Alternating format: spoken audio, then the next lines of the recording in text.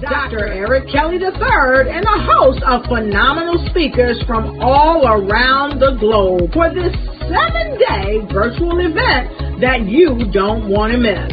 The mission of the Black Business Expo is to raise scholarship money from kids all the way from high school all the way from college. The Black Business Olympics is one of the largest Black business showcases in the world. It is an opportunity for businesses and companies to showcase their businesses globally. We are going to be giving away laptops up to $5,000 away to students. Do you support Black businesses? Listen, I support Black business because I am Black business. Black Business Expo, one of the largest business showcases in the history of Black business in the world.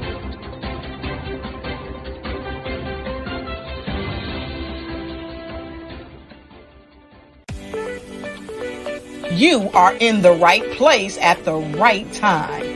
The Black Business Network opens again for its Black Business Olympics, a 24/7 broadcast on business, strategies, global branding, social media marketing, finance, advertisement, and much, much more.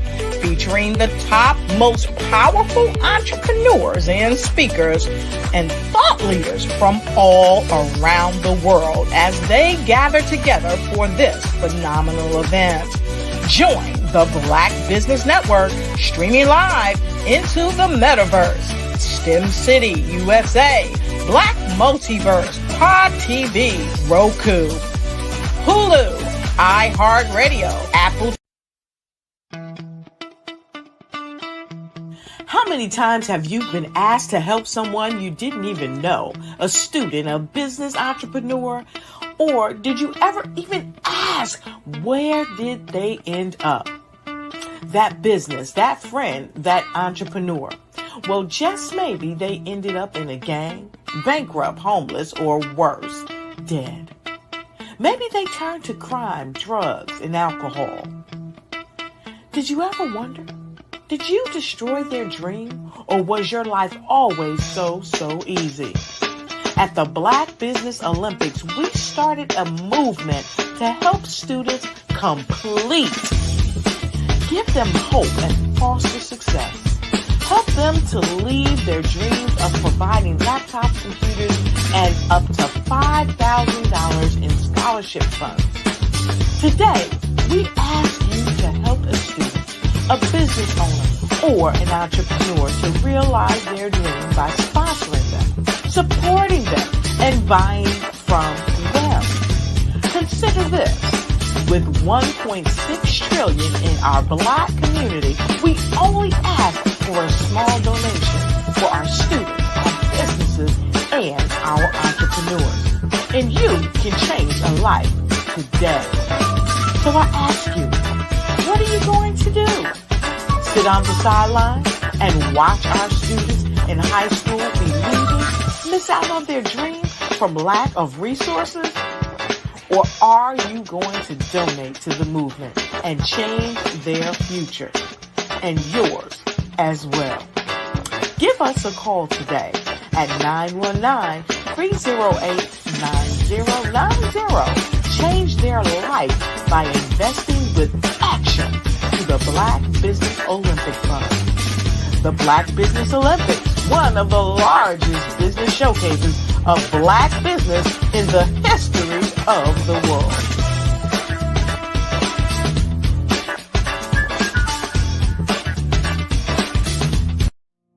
Did you know that approximately 333.34 million businesses exist today, according to a report from 2021? And you may be one of those businesses, or maybe you're not in the business market yet, but you're aspiring to be a business owner.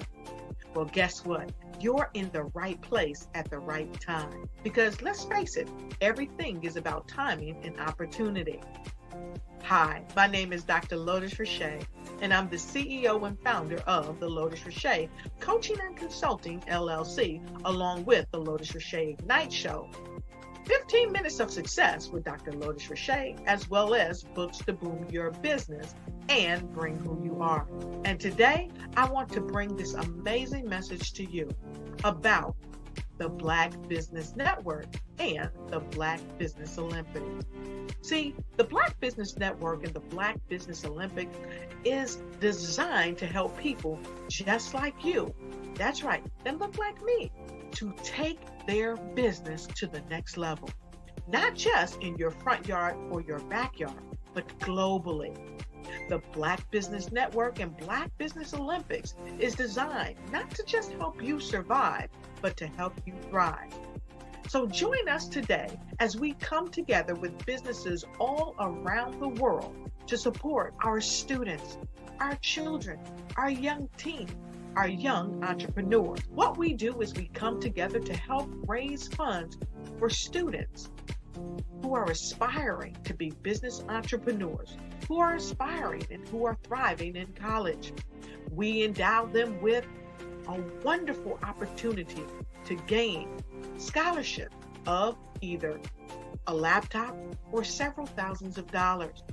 And we invite you to help be a contributor to this amazing opportunity to help someone that looks just like you. So join us today at our website and let us connect with you and help you ignite and take flight in every area of your life on the Black Business Network and the Black Business Olympics.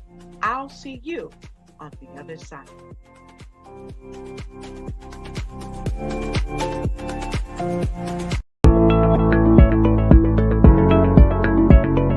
Prepare for what's coming and dominate in economic winter.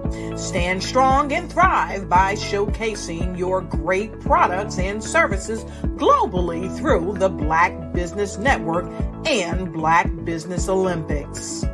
The Black Business Network has showcased over 2,000 companies with over $7 billion in sales each year. Over 10 million attendees have viewed the rebroadcast each month. Through the Black Business Olympics, unique styles of business training and mentoring are turning students into business owners and entrepreneurial warriors who will dominate in any economy. Gain the ultimate advantage of the Black Business Olympics, 7 days of unbelievable topics and speakers speaking around the globe. Donate your time and experience to provide expertise and scholarships to students worldwide and change the world. Now, more than ever, new insights, tools, strategies, and capabilities are needed. This is your chance for a major presentation to the world. Fill out the form and join the more than 2,000 speakers who have presented to over 200 countries.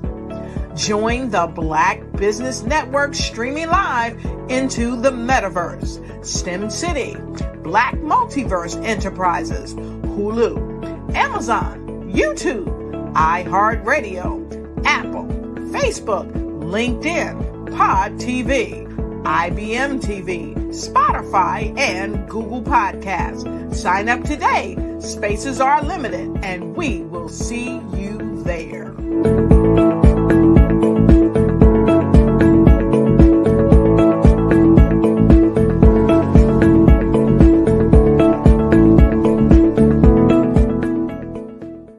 Phenomenal Tanya T. Wise, who is here from the great state of Maryland. Tanya, welcome and thank you for being with us today. Can you indulge our audience a little bit and tell them just a little bit more about who you are and what it is that you do?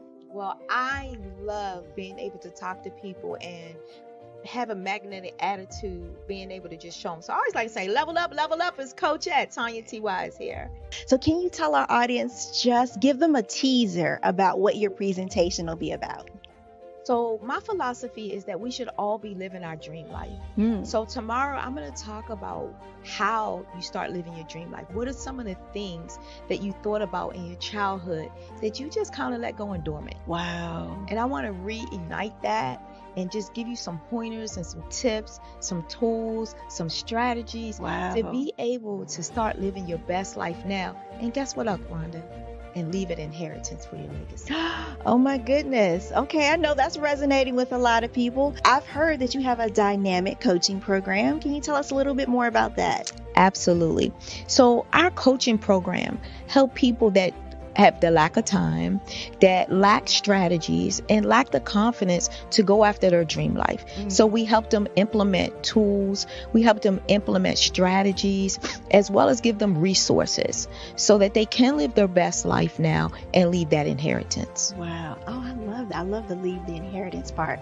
Listen, you are dropping some major nuggets, and I know a lot of what you're saying is resonating with a lot of people, but I think we're all curious. How did you even make this transition into the speaking and coaching arena? What's the story behind this? So I started out in finance, and I realized that a lot of people don't necessarily go after their dream life because of the lack of finances or the education behind finances. But it wasn't until I lost my firstborn, my only son, that life changed for me. And where I was going after it all, living the corporate life, hit my 6-figure income, and living in my dream house with my dream man, driving my dream car. I nearly lost it all when I lost my son. And so I realized it only takes one financial catastrophe that can change your entire life. That's what made me start All New Beginnings. Because no matter what's going on in life, there's a new beginning. And because of that, we develop a program called Wise Minded. My little slogan is, don't just dream it, let's live it. If they want to connect with you or work with you, what is the best ways for them to be able to do that? Well, for my social media guru, you can connect with me on every single social media platform as Tanya T. Wise.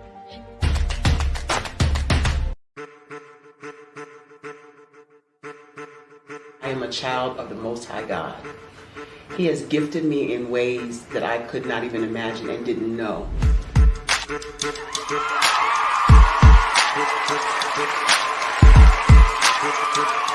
There was a time when I didn't know who I was.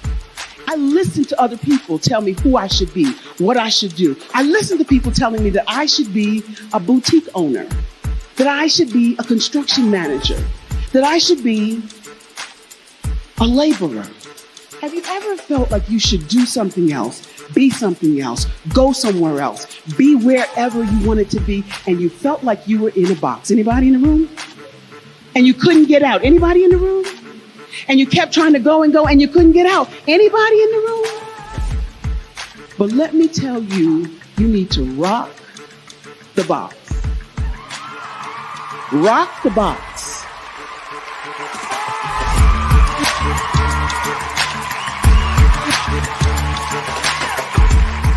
I am engaging, inspiring, and empowering.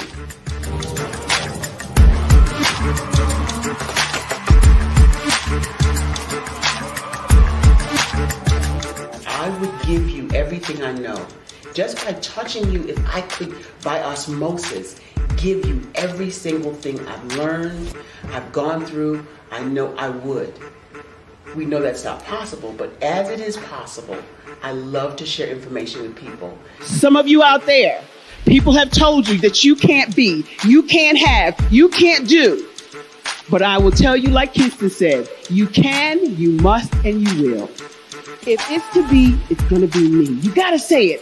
If it's to be, it's going to be. If it's to be, it's going to be.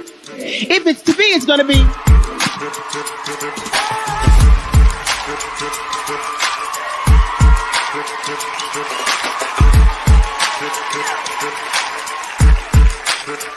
Barbara is because she believed what her mama said about her and not what other people told her. Every day you wake up, when you're in a situation, it's your choice whether it's an advantage or the disadvantage. She gained her confidence and her life, and now she is a testimony. If I can help you elevate yourself, then I feel like I'm elevating my own self as well. What you know and I know together can change the world.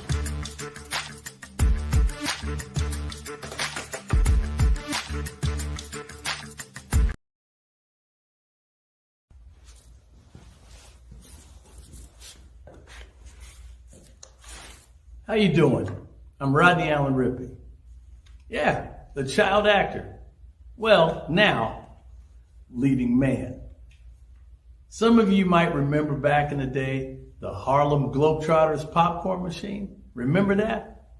Well, it was a Saturday morning special that would come on, and I was there with Geese and Tex and Meadowlark Lemon. Remember the show? Well, I had a great time. And I have to say a huge, huge thank you to all my fans out there. Thank you for all the years of support.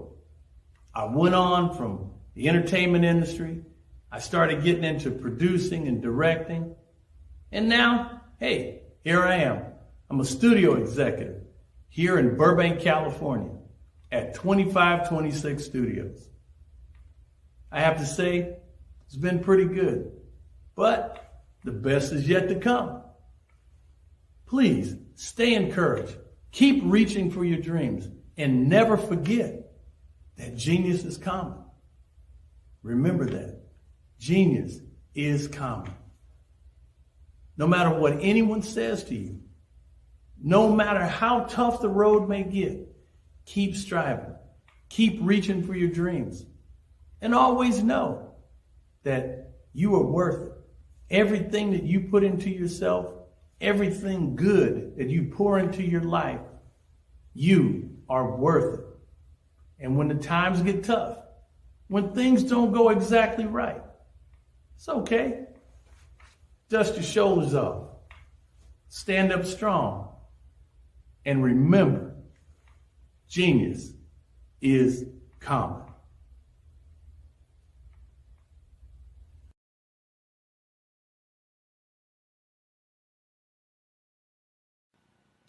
Hello, my name is Kiasi Helm and I'm 14 years old. I think my genius would probably have to be setting goals and achieving them. I say this because ever since I was young, I always wanted to be an author, and at age 11, I ended up achieving this. But not only did I end up becoming an author, I ended up becoming a public speaker, a publisher, a business owner, all these great things. The name of my business is Written by Kids Publishing Company. I decided to start this company because I thought it was important for me to help kids my age express themselves through literacy and just achieve their own goals. Because to me, achieving goals is the best thing in the world to feel. It's you just achieving things and aspirations that you set for yourself. And I know that everybody is capable of this because even if you don't end up achieving the goal, you still tried your best, and that's the most important thing. And everybody is capable of this because genius is common. Thank you.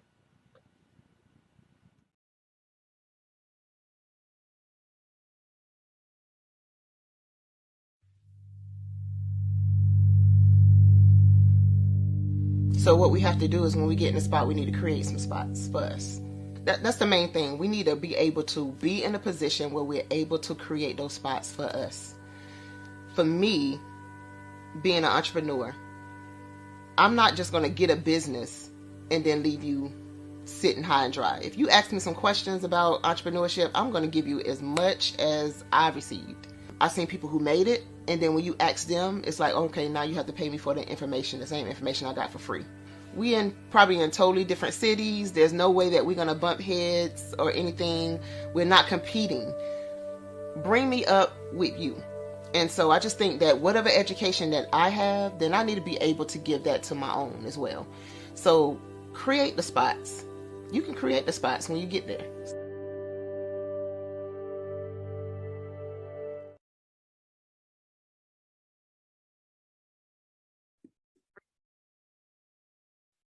Hello, I'm Dr. Madeline Ann Lewis, President and CEO of the Executive Women's Success Institute.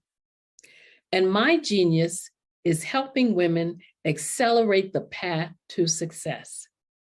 You know, I was blessed to have strong women in my life who encouraged, motivated, and pushed me to do my best and to never even think about giving up on my dreams. So I say to women, we must show up to rise up. We have talents and potential, but who will see them if we don't speak up and get noticed? I know that women are a tremendous resource on this planet, and there is nothing more fulfilling than helping a woman tap into her full potential.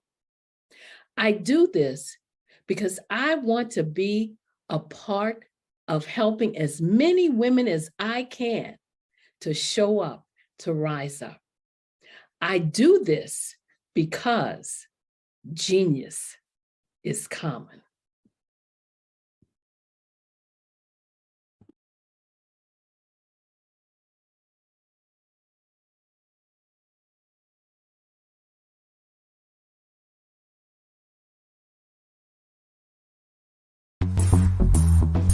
Attention all entrepreneurs and companies. Are you looking for reliable and efficient virtual assistants and back office support to help you manage your business tasks? Look no further than Superwoman Business Services. Our team of virtual assistants provides a full range of administrative support services, including operations management, social media marketing, and much more. We also offer website design services to help you create a professional online presence that reflects your unique brand. In addition to administrative support and website design, we offer business development and structuring services to help you grow your business and achieve your goals. We'll work closely with you to identify areas of improvement and develop a customized plan to help you reach your full potential. At Superwoman Business Services, we understand that running a business can be overwhelming and time-consuming. That's why we're here to help you fly high and achieve success. Our virtual assistants are highly skilled, experienced, and dedicated to providing you with the support you need to thrive. Come fly with us and take your business to new heights. Let us help you become the superhero entrepreneur you are meant to be.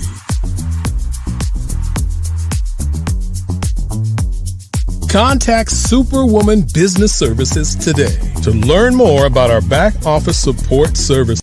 I'd like you to imagine with me, if you will, opening an app where you can collaborate with like-minded individuals from around the world, get inspiration and in-app tools to launch and grow your business, as well as share your knowledge and earn compensation, all in one app. Well, the name of that app is Truso, short for Truly Social. Hi, I'm Matthew Newman, the founder and CEO of Truso. A new concept in social media, Truso is designed from the ground up to be a platform that's both social and empowering for all its users. How exactly do we do that? I'm glad you asked. First, Truso brings the world together via video. Psychologists assert that video provides a significantly more effective connection than audio only. When you enter a community on Truso, you're face-to-face. Second, on Truso, you don't have to have 1 million followers to monetize. Our business model allows all hosts and moderators to monetize, no matter the size of your following, by 1, producing fee-based content, and 2, inviting others to join the platform as subscribers. Even more, Truso has an in-app resource library with over 100 free resources, forms, and documents to help you build your brand and grow your business.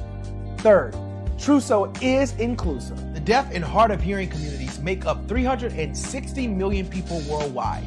Unlike audio-only apps, Truso embraces this community, providing a networking platform that allows them to participate via video and closed captioning. We even have a deaf and hard of hearing foundation in the works as well. Fourth, Truso is both social and safe. We refer to Truso as a virtual extension of the beauty shop, barbershop, and brainchild of the community. A place where there's laughter, along with wisdom, growth-oriented conversation, and genuine connections in a safe space. Truso even has proprietary security to ensure we maintain a safe environment for everyone. Where are we at now? Truso is live, y'all. We've launched in beta and we're acquiring users daily. We have an incredible development and marketing team, plus amazing celebrity influencers at the table, helping us spread the word around the globe, beginning within the African diaspora and beyond by creating a safe space for growth, connection, and collaboration. We're truly excited about Truso. We've created something special for which there is a global market. And we invite you to embark on this journey with us as a shareholder. The future for Truso is truly bright. Join us and let's go there together.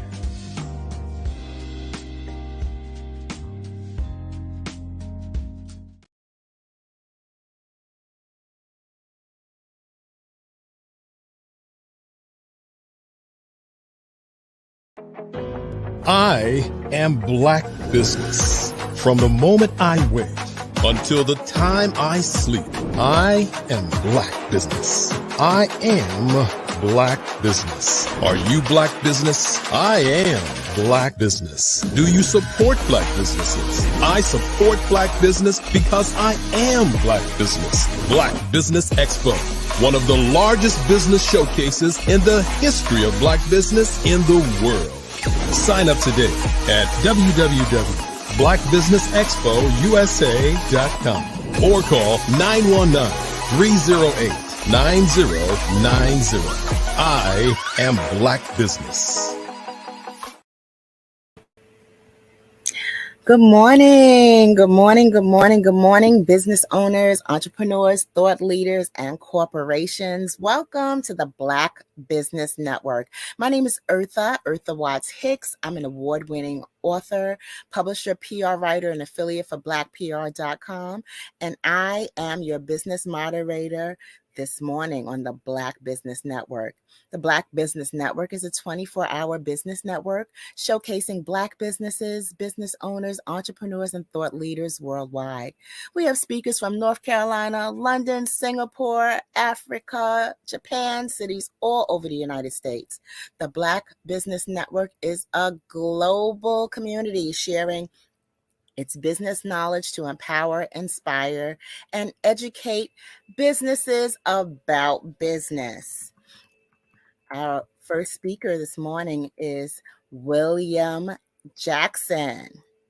William Jackson, welcome.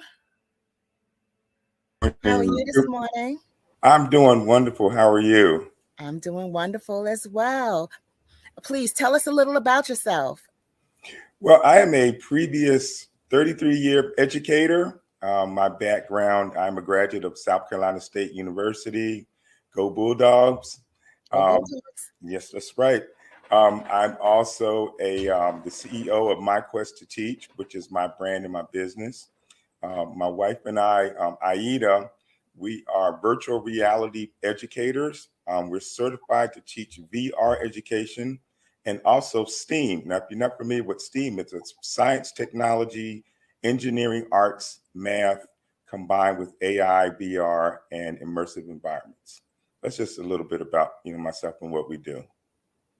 That's wonderful. That's wonderful. And what compelled you to launch this brand, this so important brand? And how are you doing it? What led you to do it?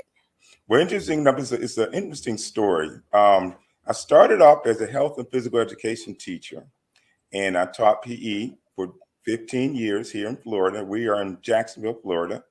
And just understanding and learning the dynamics of the changes of technology to come in the future.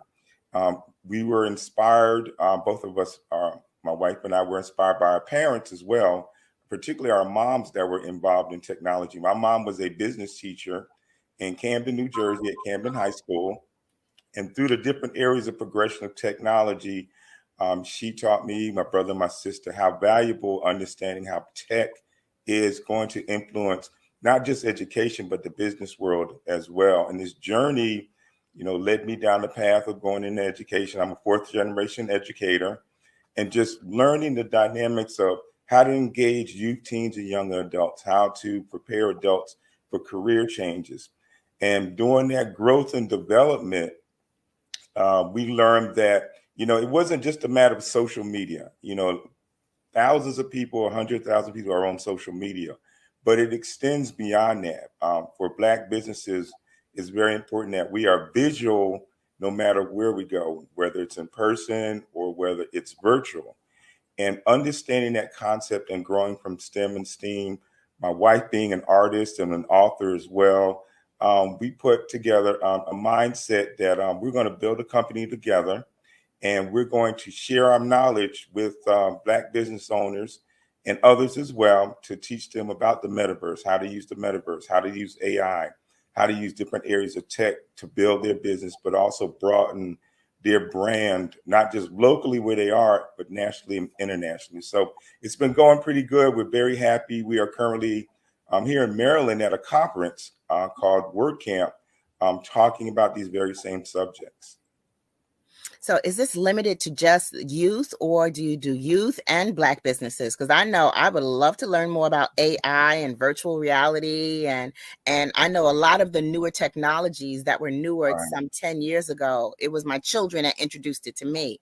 So, so how does that work on your end? Well, we cover the full gamut. Being an educator, it's important that, well, let's start by this.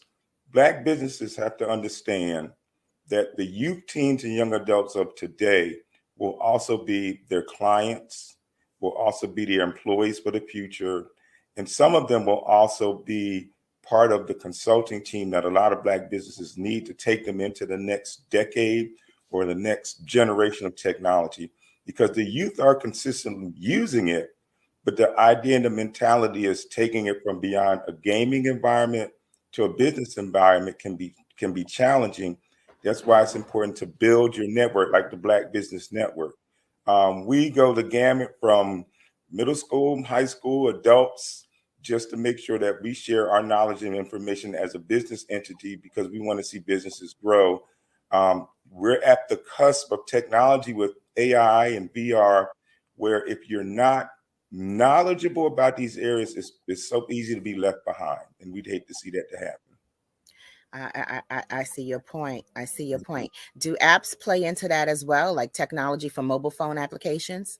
Oh, yes. Many of the platforms that you can get on the metaverse, you can use your cell phone, you can use a tablet, you can use your laptop or desktop. And one of the things, I think one of the misinformation pieces that are out there, people think that you have to have a particular device, and you don't. You can use your tablet, like you're saying, you can use your cell phone to get into multiple environments, multiple immersive environments. And let me say this, a lot of people hear or see the commercials about Facebook and Meta investing billions of dollars into the metaverse, but there are hundreds of metaverses out there. It's not just Meta.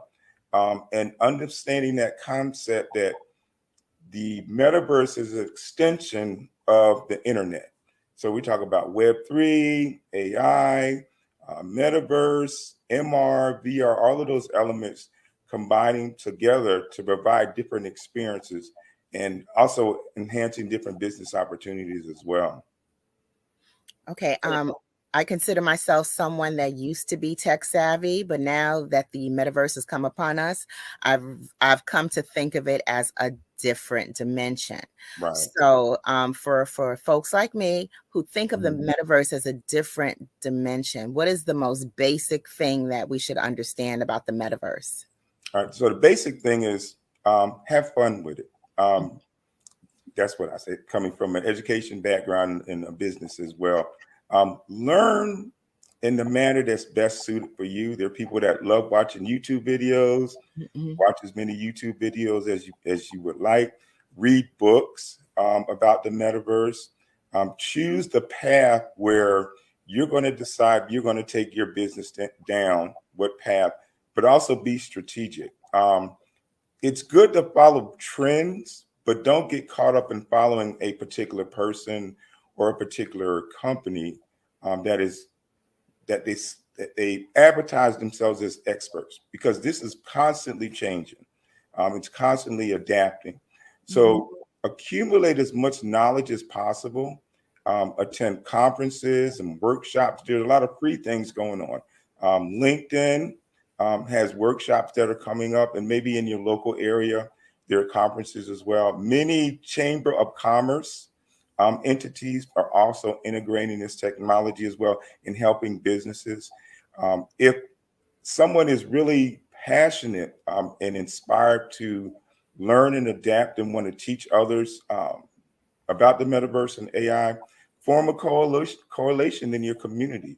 Check your public library, because there are a lot of resources that are out there. You just, like with anything, you have to be strategic and look at where you want to get the information from and listen to what's being presented and understand how you can apply it to what you want to be successful in. Now, I notice as a small business person that advances in technology, they're only going to continue to advance, continue to grow, to continue to get become more difficult. So someone like me who is like, let's say, a small business, we're used to devoting a certain part of our budget to advertising.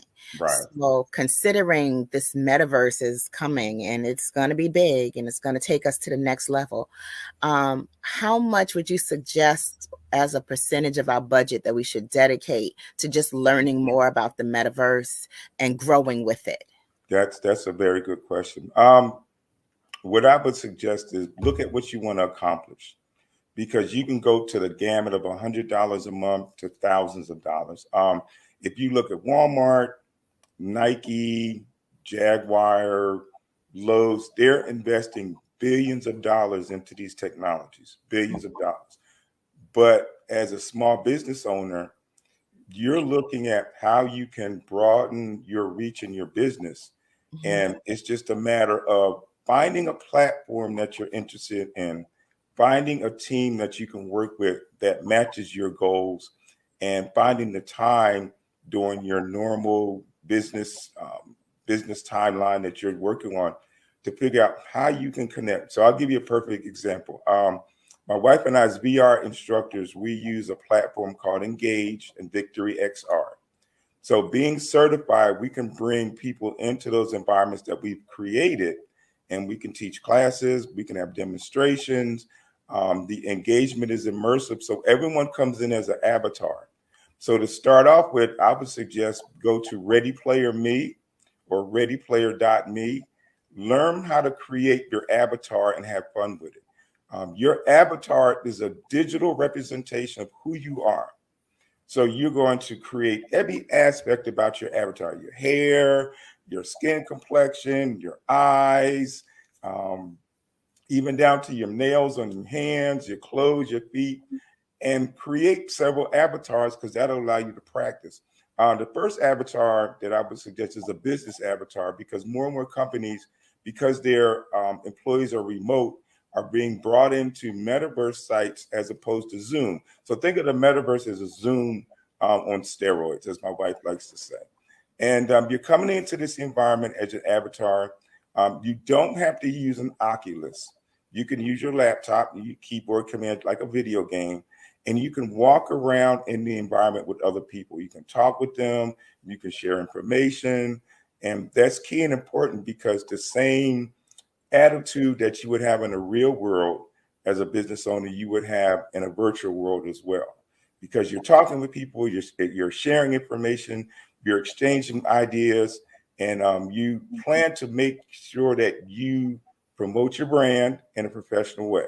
The second avatar, your first avatar, I'm sorry, is a business avatar. Second avatar is casual, because you may go to a networking event in the metaverse. So you want to dress business casual, so that way you can still build those relationships and share that information. The third avatar is just something to experiment with. You know, have fun with it. Change hair color, change eye color. Just have a great time and a fun time in doing that. Ready Player Me, that program is free. It allows you to create your avatar, but you can take your avatar and move it to different metaverse spaces. It used to be a challenge because they were not connected through the different networks. Now your avatar can follow you around wherever you're going in most cases, and you can meet different people and share your brand and what you do. Just like we're sitting here right now, we were avatars. You know, we would be talking and communicating, but it would be a digital representation of who we are. Gotcha. Now, as I listen to you, I get a a better understanding of what the metaverse is. It doesn't necessarily seem so much as an abstract, different dimension somewhere. Right. It's starting to remind me more of like a cross between, or a hybrid between, a Zoom and The Sims. Exactly. So I get a sense of it now. I remember, now I'm going to go way back with this one. Okay. I remember when the internet was brand new, we were all watching the Ricky Lake show, who was always pointing us to AOL to follow her and her show for more information about the show. So she was like, join AOL. So, you know, half of us didn't have computers. So her always, you know, mentioning AOL and the Ricky Lake show on AOL, that gave us an understanding that there was something coming, and we knew that the Ricky Lake show was one to watch. So now that we're going into the metaverse, what companies should we be paying attention to know or to learn how to do what they do, or to get like an example of how we would like to do things for ourselves? Well, one of the things I like to say is our brand. My brand is My Quest to Teach, and my wife's brand is Love Built Life. So most of the things that we're involved in and we're engaged in deal with alternative technologies and blending them together. For example, you may have a website, and the future goal of companies is to make their websites immersive. So you're not just going to a website and you're scrolling through and you're getting information. You are actually in the website as an avatar communicating with AI. That's wonderful. Yeah, it's coming. A lot of that technology that we're talking about, there are different levels of advancement.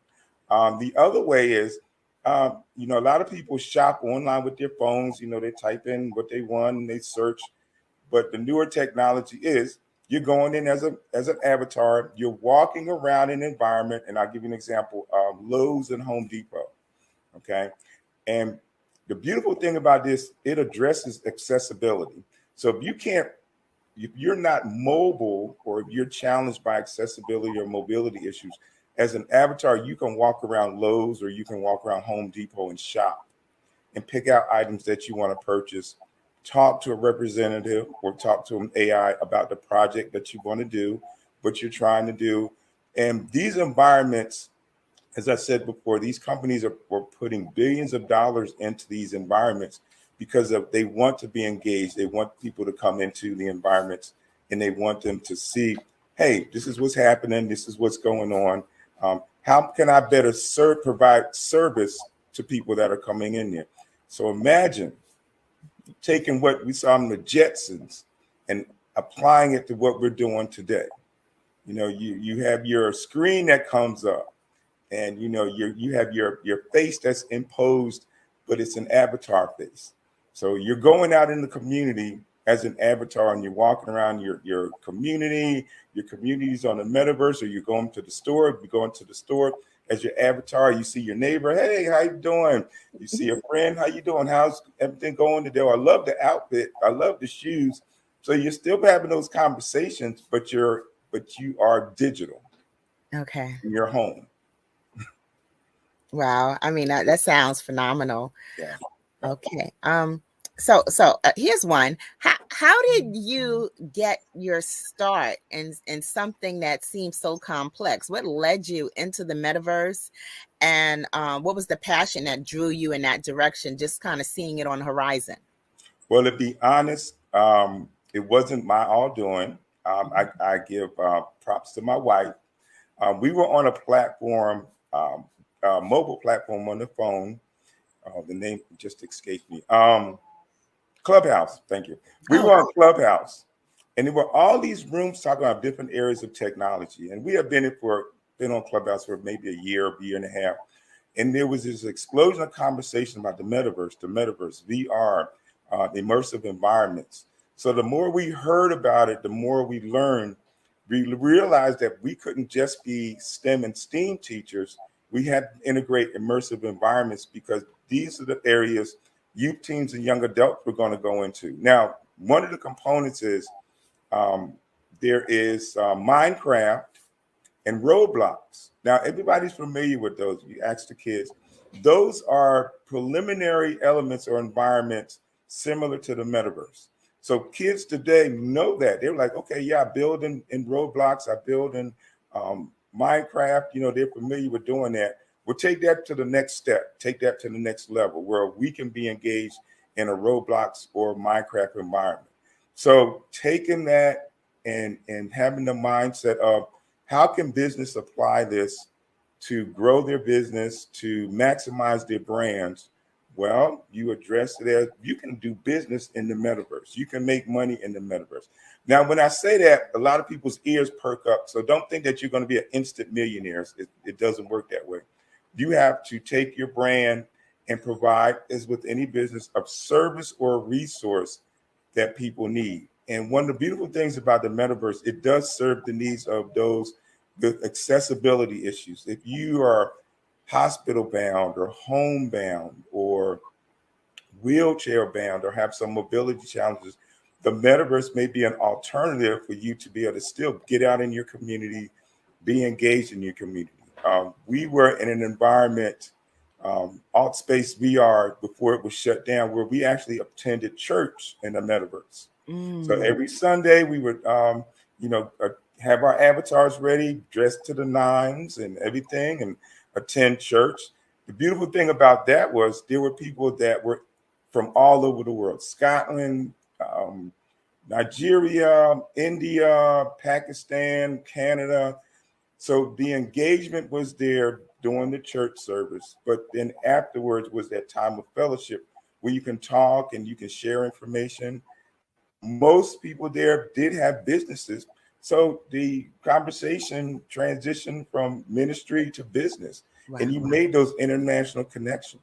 And a lot of the connections we still have today, even though they shut AltSpace VR down, there's other environments, as I said, like Victory XR and Engage that people have moved to. You're still involved and engaged with each other. Wow. Now, from what you're telling me, for those who have mobility issues or issues with accessibility, this opens up a whole new world for them.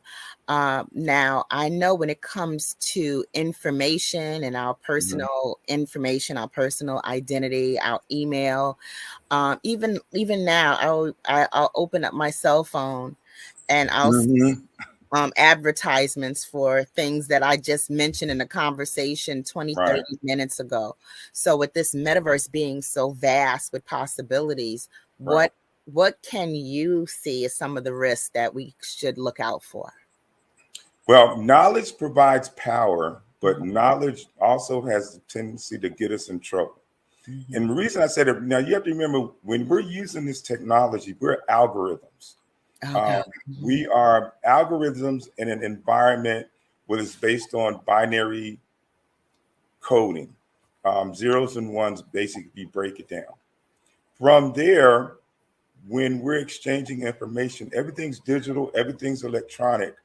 But we have to remember, as we're using this, we're making digital trails or digital pathways. So the way the technology is now, and I'll use Gmail. AI is embedded in Gmail to make it easier for you to create emails, to read emails, to adapt different technologies in your email. But your email is also learning about you, your writing nuances, your connections, how you do research as well, who you communicate with, where they are, where you are. So in essence, this is making it easier for us to communicate and speak and talk. One of the things that we have to remember is that information is stored somewhere. So you really have to be careful. And we hear more and more about this personal information, who you give your personal information to. Also, what emails you open. So if you get an email from someone you don't know, or a company or an ad, it is not a good idea to open it, because there may be some type of malware in there. There may be even an extension of an AI bot trying to get your personal information. If you've ever been in a situation, this happened to me a couple of times, where you're inundated with all these emails from different companies. That means somewhere along the line, you must have clicked something or attached yourself to something, and that creates a problem because someone or an AI has received information about you. Now it can flood your email with messages. The other part is our phones. Our phones are susceptible as well. So it's really careful. You have to be really careful about now looking at the numbers. Our phones now have say it's possible spam that we're getting phone calls. So your personal information is key and important that you try your best not to give out personal information, although it does happen, but you have to be continuously mindful. Now, I'm on the flip side, I'm gonna say this to parents and grandparents, aunts and uncles. The young people that you have sharing your service, that you're using your phone, that they're using your the same service. It's important now for parents and grandparents to talk to the young people, their children, grandchildren, about their use of their phones. Because what happens is when you are connected together with a similar phone service, if they do something on their phones, you may get a reaction or something may happen to everyone's phone because you're on the same network. So whether it's Verizon or whether it's Sprint or whoever, you have to still be really careful with your data and information even that they put out, because they may get a survey. Hey, how was our service today? You know, is it great? You know, select 10 for wonderful, 0 for crappy or whatever. And at the end, give us your email address or give us your address and we'll send you a reward or something. And in kids' minds and young adults' minds, they're like, oh, I'm gonna get a reward. All I got to do is fill out a survey, not knowing that they're collecting personal information, and you may start getting all kind of ads, all kind of information based on whatever, you know, that can disrupt your service. Wow. Now, I know you've already recommended Ready Player Me. Yes. Okay. What other programs would you recommend for starters? For starters, I would say look into programs like Victory XR. Now, Victory XR started out with education. Now it's branching into businesses because you have Apple, you have Walmart, you have Coca-Cola, you have BMW, you have Kia, and other businesses growing their platforms on Victory XR. So they allow you at a particular level to register for an account. And there are templates that you can go on and that you can build on as well and create a small business model. But you have to remember now, we're talking about digital access to digital environments. So in some cases, there's programs called Blender and Unity that are needed to be able to build those environments. And I believe those are still free. Mm-hmm. But learning the concept of designing and building a digital environment takes a frame of reference that it comes into where you have to be really creative and really innovative, like an artist. Mm-hmm. And I'm really blessed that my wife is an artist because she has that mindset of actually building and designing and creating. Black businesses in this day and age of technology really need to collaborate mm-hmm. with those that have that knowledge and have that ability. Be able to negotiate with individuals or companies strategically how they can use the metaverse. That's why I said you can't just jump into these environments because it will come to a point where you're going to hire somebody to create an environment for you for your business. So it could range from a couple of $100 to several thousands.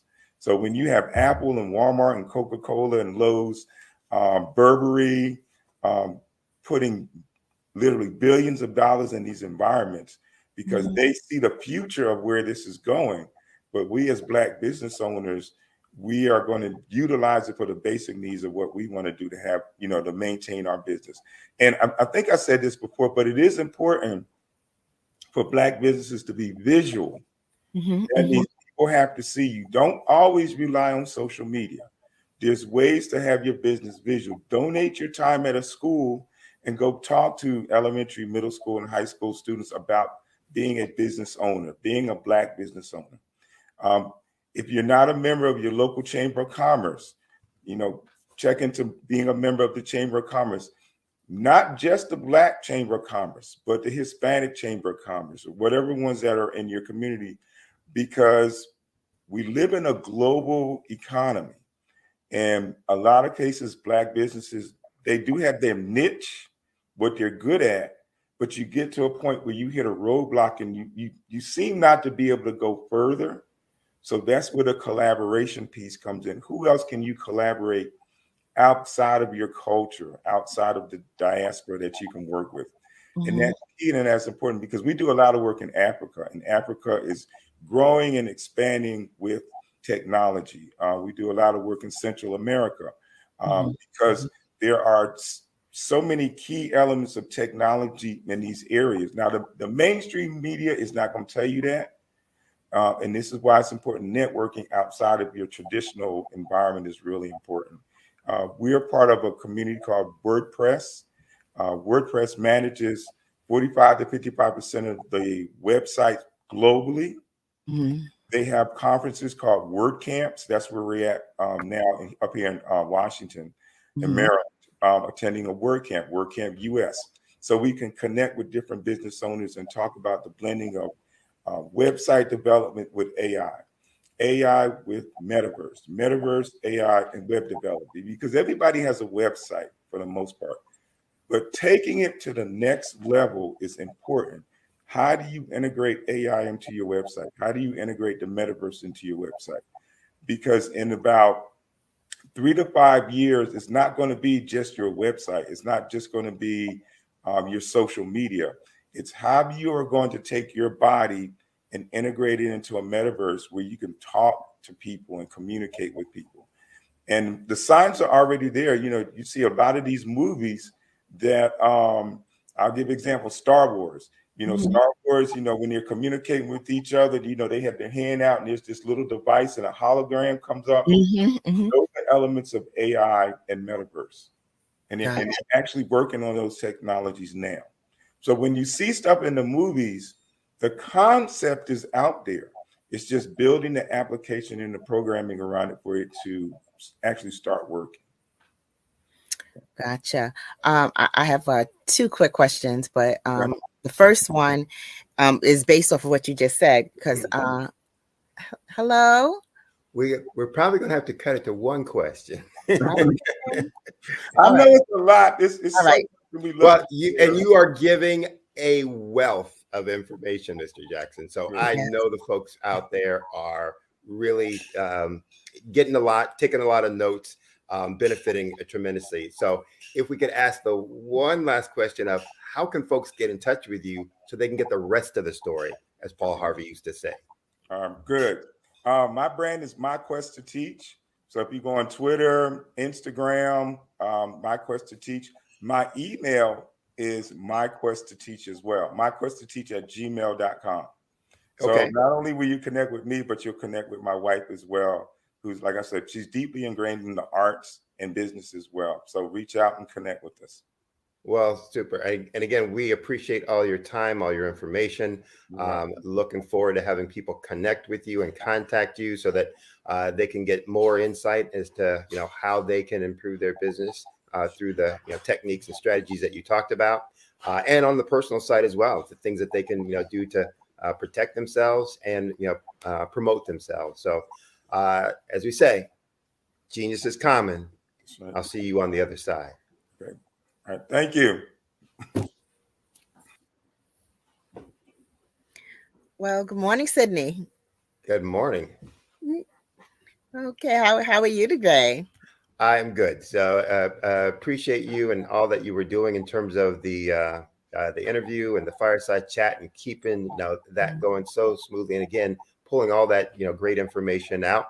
I think they're going to roll it to commercials. So genius is common. And I'll see you on the other side. There you go.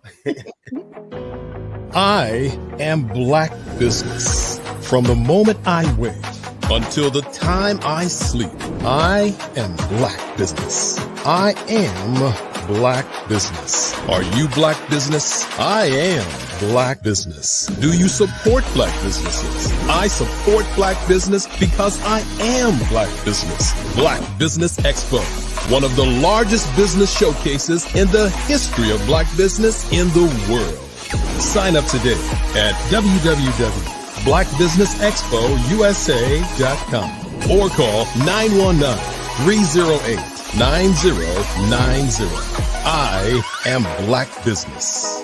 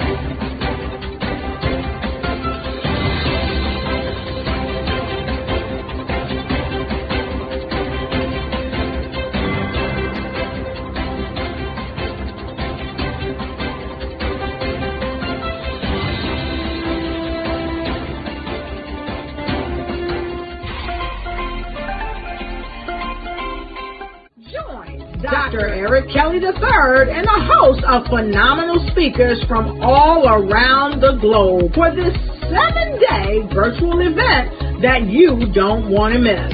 The mission of the Black Business Expo is to raise scholarship money from kids all the way from high school all the way from college. The Black Business Olympics is one of the largest black business showcases in the world. It is an opportunity for businesses and companies to showcase their businesses globally. We are going to be giving away laptops up to $5,000 away to students. Again, I'm Olivia Appleberry, the founder of 2 Cents Finance and one of the speakers for the expo. I am so excited to see you there. For more info, go to www.blackbusinessexpousa.com or call 919-308-9090 and hope to see you there. I am Black Business. From the moment I wake until the time I sleep. Yes, I am Black Business. I am Black Business. Tell me, are you Black Business? I am Black Business. Do you support black businesses? Listen, I support black business because I am Black Business. Black Business Expo, one of the largest business showcases in the history of black business in the world. The world! Sign up today at www.blackbusinessexpousa.com or call 919-308-9090. I am Black Business. I am Black Business. From the moment I wake until the time I sleep, I am Black Business. I am Black Business. Are you Black Business? I am Black Business. Do you support black businesses? I support black business because I am Black Business. Black Business Expo, one of the largest business showcases in the history of Black America in North Carolina. Black Business Expo, one of the largest business showcases in the history of black business in the world.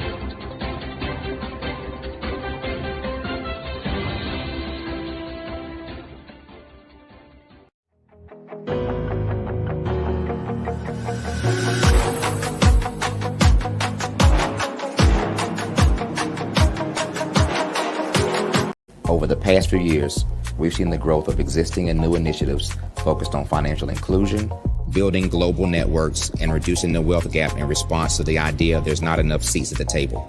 Whether their outcomes are to increase the representation of black executives on corporate boards, ensure an inclusive global economy, or to create new U.S. African commercial pathways, the strategies are often carried out by separate programs.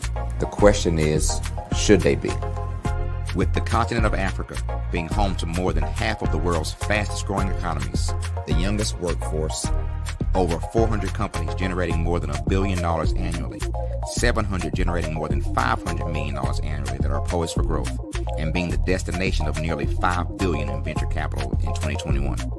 Diversifying U.S. and Africa commercial engagement by building bridges between African businesses and their U.S. diaspora should begin being seen as mutually beneficial. From helping to reduce Africa's enormous capital gap to catalyzing two-way trade opportunities, the COVID-19 global pandemic hopefully has taught us that global challenges and opportunities are more interconnected than we thought. During the pandemic, African companies like Unicorn Flutterwave, insurance provider Reliance Health, ride-hailing app Yasir, and 54Gene, the continent's first bank of DNA on people of African descent, proved that when African companies have access to networks, capital, and information, they grow big, grow fast, and create solutions that are valuable to the world. This is why BDirect was created. We are the first U.S.-based but African-centric board preparedness and board search company designed to connect U.S. Black talent and corporations to African businesses. Unique and fundamental to BDirect's success is our process of helping board candidates adapt their experience and networks to an African context before they're connected to high-growth companies that are looking to locally and globally scale. From our focus groups with African business execs and government leaders, we don't ignore the sentiment that business is easy, but people are hard. Having a pool of board candidates with hard-to-access networks and extensive experience across the business life cycle, including successfully raising capital, is table stakes for an initiative like this. So yes, we have that. But corporate or entrepreneurial success in the U.S. does not guarantee success in Africa. Developed alongside industry partners on the continent, our training program, BDirect Prep, is designed to transpose their experience to create cultural comfort, understanding, and a commitment to helping businesses in Africa scale. Our board governance sessions are African, continental, and country-specific, integrated with cultural awareness and dexterity training, masterclasses led by African industry execs, and mentoring and coaching from African continental-based facilitators. But even more unique to BDirect Prep, we cap off our training program with an immersion trip to help candidates that have not been to Africa before see and feel Africa's complexity and opportunity from African soil. We all know traditional network-based board placement has historically left a lot of us out of ever really being in the paid board pipeline. Our strategy supports the work of many great organizations that are successfully filling seats at U.S. board tables by creating more tables for those that are still left on the sideline. It's time to start seeing the role and value of U.S. Black talent and businesses on the continent of Africa differently. Old perceptions and habits limit economic inclusion. Let's transition Black talent and the African businesses they will support from the periphery of the global economy to its core. Living in a global lockdown, we all know now how fast local and global economies can change, and see the value of having businesses that hire, strengthen local value chains, and even grow globally. Status quo in any form holds back progress. We must democratize U.S.-Africa commercial engagement by socially and economically connecting cultures that have long been disconnected. It's time for Africa's U.S. diaspora to redefine their global value by helping African businesses scale continentally and globally.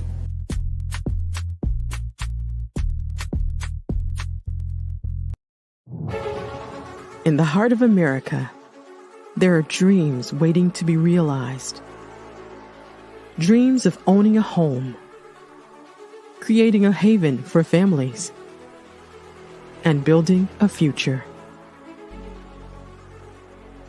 Yet, there are 13 million mortgage-ready home buyers and nearly 20 million renter households who have the credit and income to qualify for a mortgage but remain left out of the home buying process. These potential home buyers are in urban and rural America, where dreams should flourish. The big banks, the giants of finance, have all exited the mortgage lending business, decreasing their lending footprints across America. They are no longer present and active in these communities. Instead of offering opportunities for home ownership, some of these banks have chosen a different path. They have decided to become mega landlords. They have chosen to invest billions of dollars in rental homes, leaving potential home buyers with fewer options. and stuck in a cycle of renting without the chance to build equity and create a legacy for their families. Here is the shocking truth. A report issued by the Home Ownership Council of America revealed that if lenders were to step forward and serve this underserved market, they could conservatively increase their loan volume by $1.5 trillion. $1.5 trillion. This is $1 trillion business opportunity, ripe for the taking.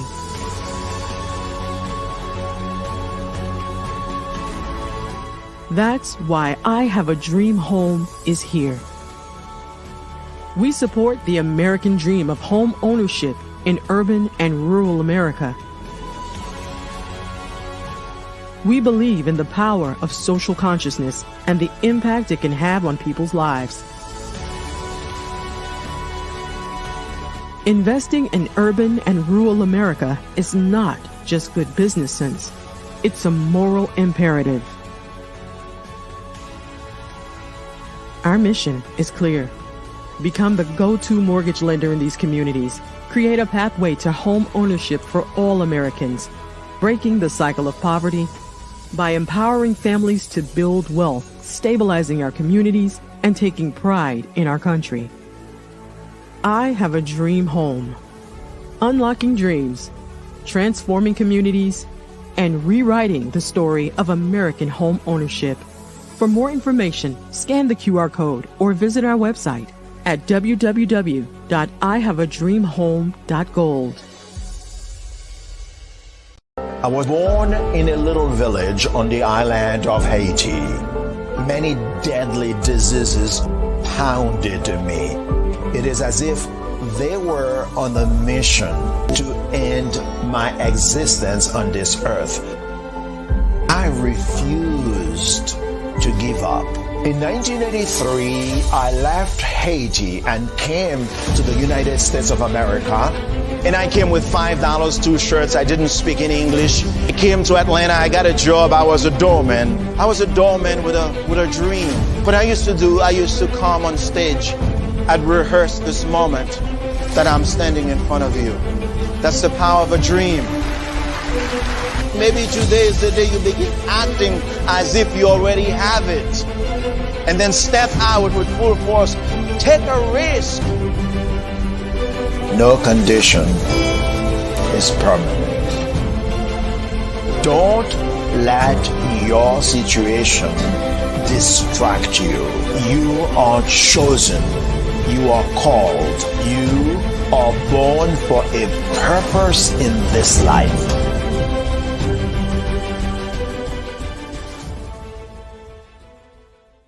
I'm Ramon Ray, founder of Smart Hustle Magazine and SmallBizTechnology.com.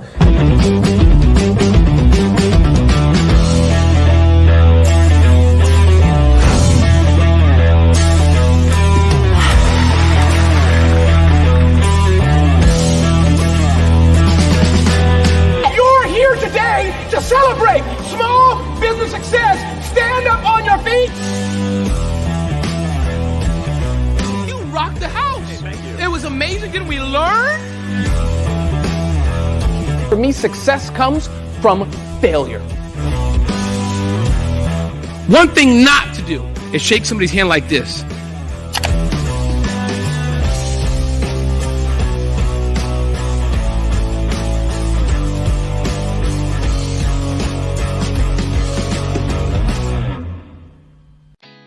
Did you know women represent just 3% of Fortune 500 CEOs and less than 15% of corporate executives at top companies worldwide? Have you wondered what the secrets are to getting into the top ranks, whether in the private or public sector? Do you want to figure out how to stop being held back in your career or passed over for promotion? Then you're in the right place. Hi, I'm Dr. Madeline Ann Lewis, President and CEO of the Executive Women's Success Institute. I have decades of experience in the military, the federal government, and corporate America, and my mission is to help women succeed and tap into their full potential. I want to reach 1 million plus women around the world to become the leaders they are meant to be. So if you want to move into a management or executive level position, or maybe you are a female veteran transitioning out of the military into business entrepreneurship, then reach out to the Executive Women's Success Institute at 301-693-3284. Let us get you on the fast track to success.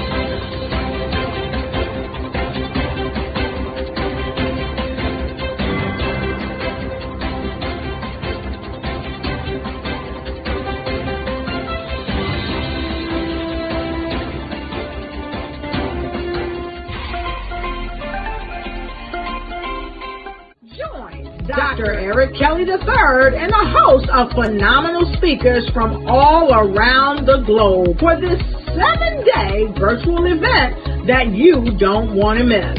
The mission of the Black Business Expo is to raise scholarship money from kids all the way from high school all the way from college. The Black Business Olympics is one of the largest Black business showcases in the world. It is an opportunity for businesses and companies to showcase their businesses globally. We are going to be giving away laptops up to $5,000 away to students. Do you support Black businesses? Listen, I support Black business because I am Black business.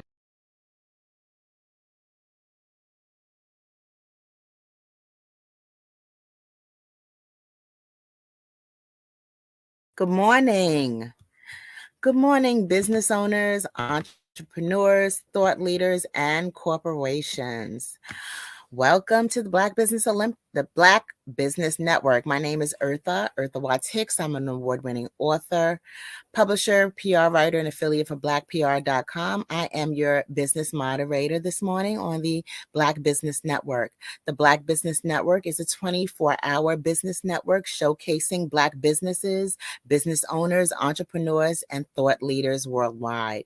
We have speakers from North Carolina, London, Singapore, Africa, Japan, and cities all over the United States. The Black Business Network is a global community sharing business knowledge to empower, inspire, and educate businesses about business. Our next speaker is Sydney Warmsby. Sydney Warmsby is an experienced business executive with over 30 years of demonstrated success in developing and implementing strategic solutions that integrate all functions of the business for solving complex and high impact situations. He has proven results in leading and coaching teams for business startups, business turnarounds and transformations, new product development, and implementation of Six Sigma and total quality management techniques. Good morning, and help me welcome Mr. Sydney Warmsby. Welcome, Sydney. Thank you. Thank you. Thank you for having me. Oh, you're very How welcome. are you this morning? I'm great. Genius is coming, and I'll see you on the other side. Okay. Thank you. You're welcome. So good morning to those out there, depending on where you are tuning in from. Good morning, good afternoon, good evening, good day. First, I want to thank you for the privilege of being able to speak with you today. And I truly, truly appreciate you being generous with your time to listen to the information that I plan to share. As Eartha said, my name is Sydney Warmsby. I'm a business growth and improvement guide. I am the founder and owner of two companies, Strategic Solutions and Huertas e Decus. Huertas e Decus is Latin that stands for excellence and distinction. We are a small business, mid-sized business consulting practice and firm. We provide solutions with results, and that's to small and mid-sized businesses. And those solutions typically double their revenues and profits in less than 12 months, often in less than 9 months. And I use the word guide in my business title instead of consultant or coach intentionally, because unlike most consultants and coaches, what I do is work very hands-on in the implementation of our solutions with our clients. We are present with them on their growth journey, guiding them all along the way as to the right path to take to get there to their desired destinations. So today, I'm going to be talking to you about growing your business and helping you understand what is the secret sauce to achieving growth in your business. And here's what I plan to cover, today. And it's if you're going to ask first, who is this for? If you are a business owner who is just trying to figure out how to grow your business, you've tried some things, maybe they haven't worked, then this is going to be for you. If you are someone who's been dabbling in a side hustle or contemplating starting a business, this will be for you. If you're someone who has hired coaches and consultants in the past to help you grow the business and nothing has changed, this is for you. So we're going to talk about growth in a lot of aspects. We're going to talk about what is growth, why it's important for the business. We're going to talk about the 5 things that drive growth, the 5 categories of activities that drive growth. And I want to be clear and specific. There are only 5 areas where all growth for all businesses, regardless of industry or segment, regardless of stage or phase of the business, all growth will come from these 5 categories. And I will try to provide a few specific strategies and tactics that you can use to generate explosive growth in your business. Now, it's 40 minutes, 45 minutes tops that I'll have to be able to talk with you. I won't be able to cover everything. My intention won't be able to cover everything. It's really to give you some insight, some indication, a couple of simple examples that make the point of things that you can do, and maybe to stimulate your thinking so that you can open up to new ideas and new things that you can do, new actions that you can take or pursue for your business. So let's get started.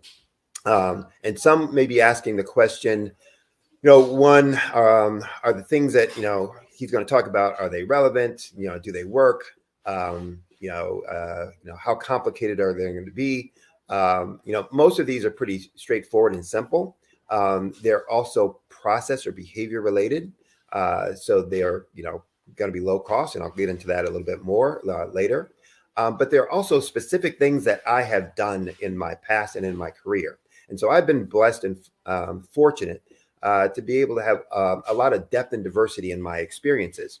That depth and diversity includes the kinds of corporations that I've worked with, in terms of Fortune 100 corporations. I've worked with JP Morgan Chase, Citigroup, International Paper, PepsiCo, Eastman Kodak, and several others.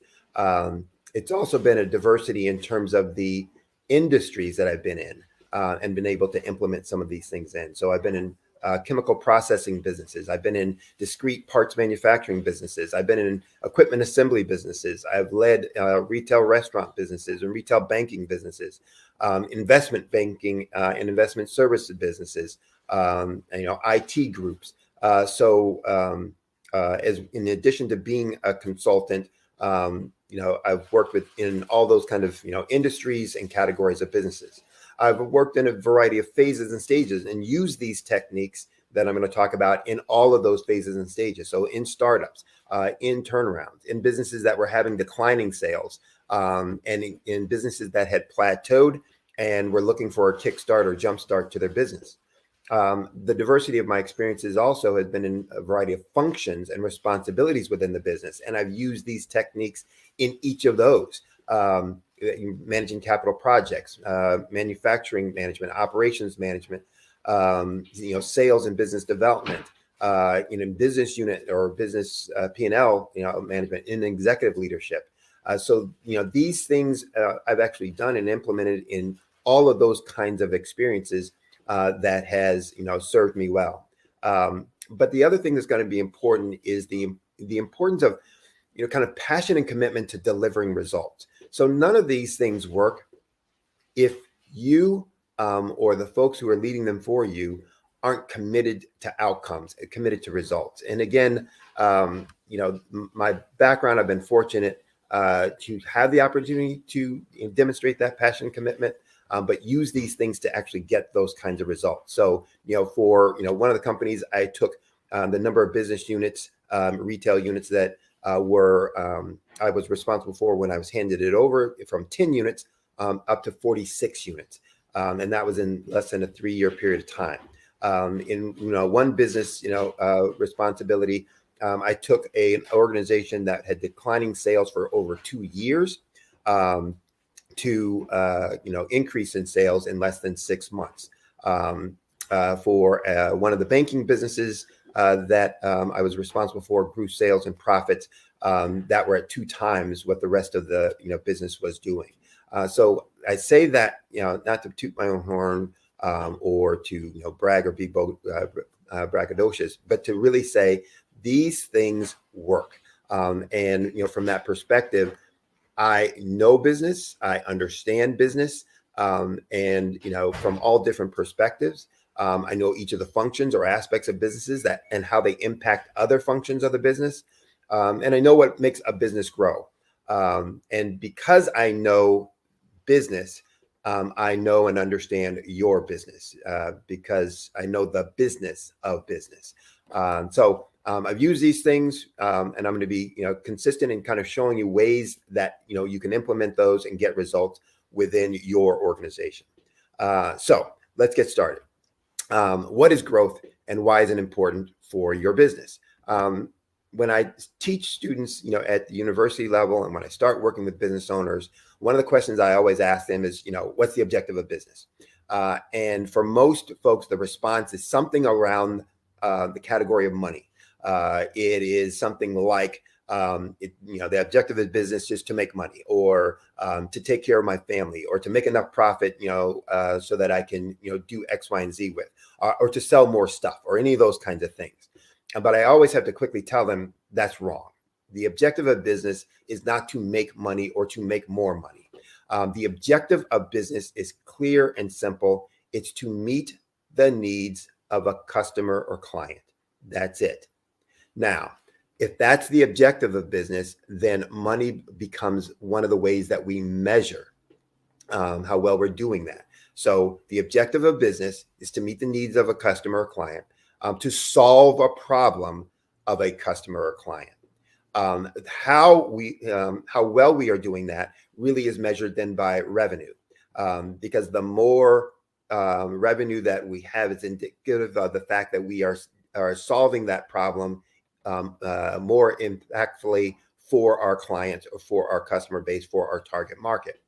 How long we'll be able to serve those clients is really about profit, because the more cash we have on hand, the more profit that we generate, the more customers we'll be able to handle and serve, and the longer we'll be able to serve them.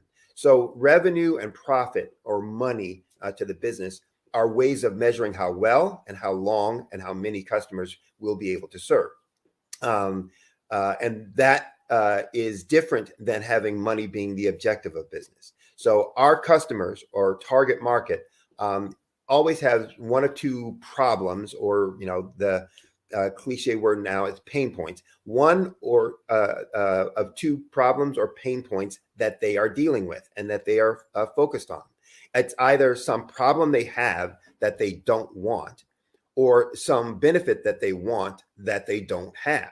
And I'll repeat that again.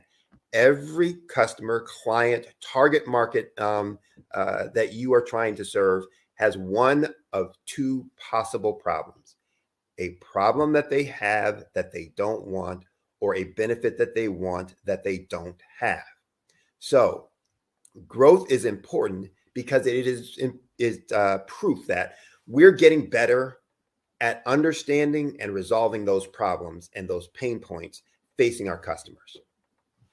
It's, again, a way of looking at, are we doing what they need in a more effective way? Our revenues grow because we're getting better at solving the problems and providing desired benefits, to our target market. As our profits grow, we have the ability to serve more of those customers, the ability to serve those customers for a longer period. So growth in profits allows us to do the thing that we're passionate about. The reason why we got into business in the first place and inspired us to start or buy our business, and to do that for more people for a longer time. So now that we understand why growth is important, it's really just a measure of how well we're doing things. The question then becomes, well, how do we achieve that? And these strategies that we're going to talk about, again, are good for startups. So if you don't even have a business yet and you're thinking about doing it, these things that we're going to talk about, you need to be putting them in place as a foundation for your business. And there's a talk that I do, for folks who are just, for startups, and a way that I work with them, that is a $1 million foundation in 6 months or less. So that by working on these 5 categories, that you can put in place a foundation for $1 million business that will be driving a rate of revenue growth and a rate of revenue achievement at $1 million pace for within 6 months of starting your business. If you already have your business, this is important because it's going to allow you to look at things that you can do right now to generate explosive growth within your business, to quickly ramp up the amount of sales that you're doing. Now, how do we achieve it? Most businesses grow at what's called the rate of GDP, or gross domestic product. And for those who aren't economists, and I'm not, it simply means this. You're going to grow at the rate that the national economy is going to grow. So whatever country you're in, it's the rate of growth that all business activity is growing at. And so the growth or decline of your business is the same as the national economy grows or declines.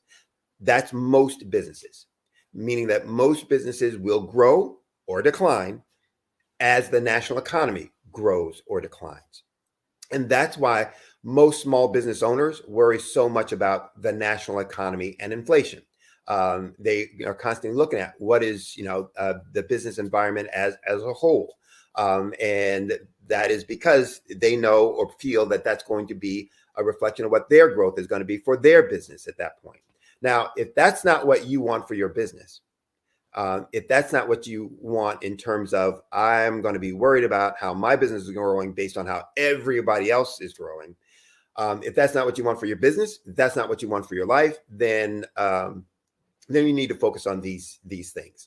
And I would probably venture to say that most of you out there said no, that you don't want to grow simply as the rest of the business environment grows, that you don't want to be worried about for your life, for your family, for your business, not growing because no one else is growing. And if you're not, and if you said no to that, and you want to be focused on growing your business independently, then again, these 5 categories are going to help you make that happen.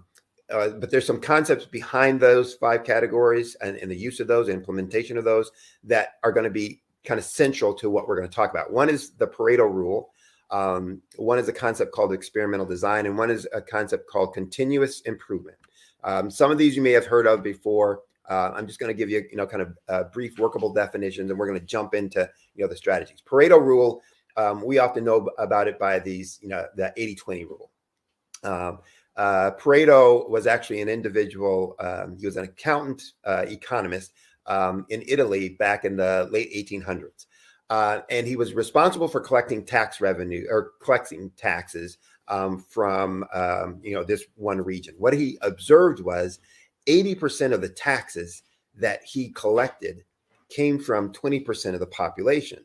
And he wondered if that was true, kind of across the board. And so he started looking at other situations, other categories of activities. And what he found was It was actually true in all categories, that typically 80% of outcomes were a result of 20% of activities.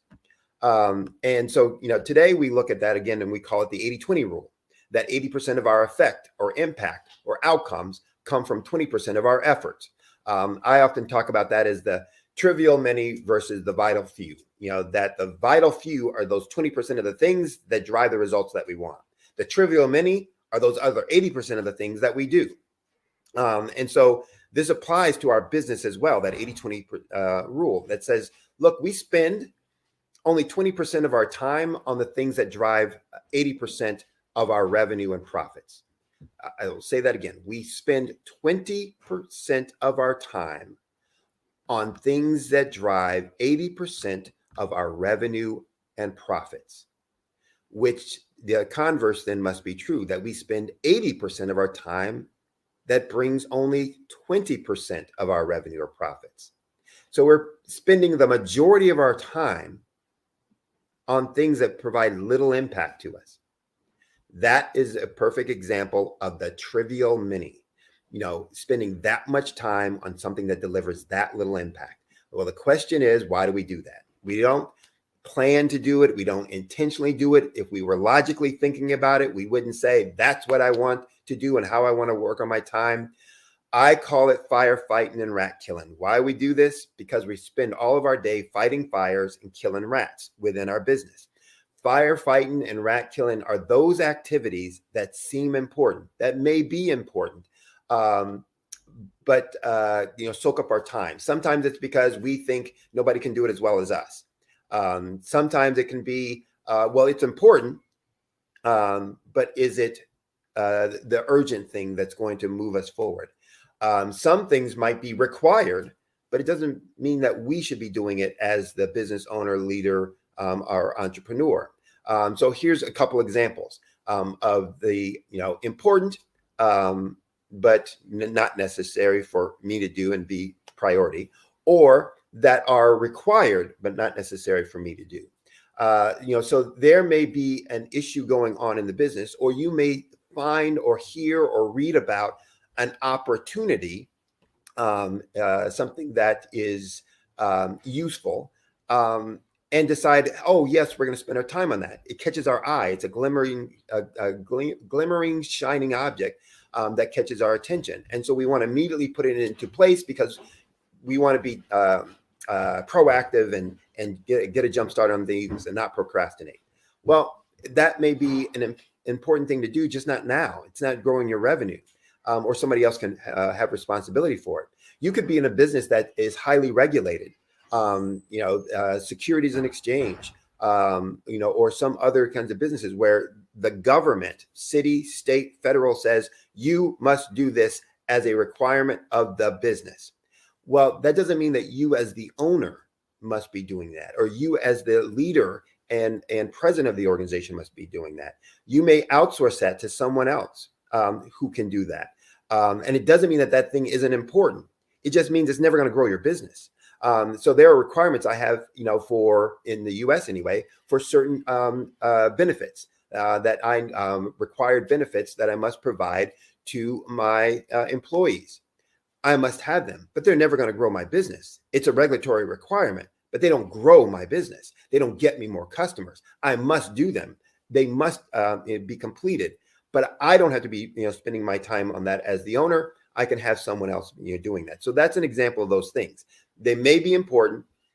They may not be. They may be critical, or they may not be, but they definitely don't drive revenue or profits. And we want to make sure that we're spending as leaders, as the owners, on the things that drive profits and revenue growth. What are the efforts that cause 80% of the revenue and profits and therefore 80% of our growth? I use, and I have a science background, so I use the concept of experimental design, and that helps us determine that. An experimental design is a research approach that scientists use to identify independent variables or efforts that have the most impact on some dependent variable or effect. And so that helps us to identify what are those core things that are going to be critical to the impact or the effect that we want. And so From Pareto ranking, we identified that there's only a few things, 20% of those things, that are the making us the most money. From experimental design, we identified that those few things are really 5 things. And they are this: more leads, higher conversion of those leads, more transactions once we turn a lead into a customer, having that customer do more transactions with us, being able to generate or charge higher prices, and then cutting costs so that more of that revenue goes to profits.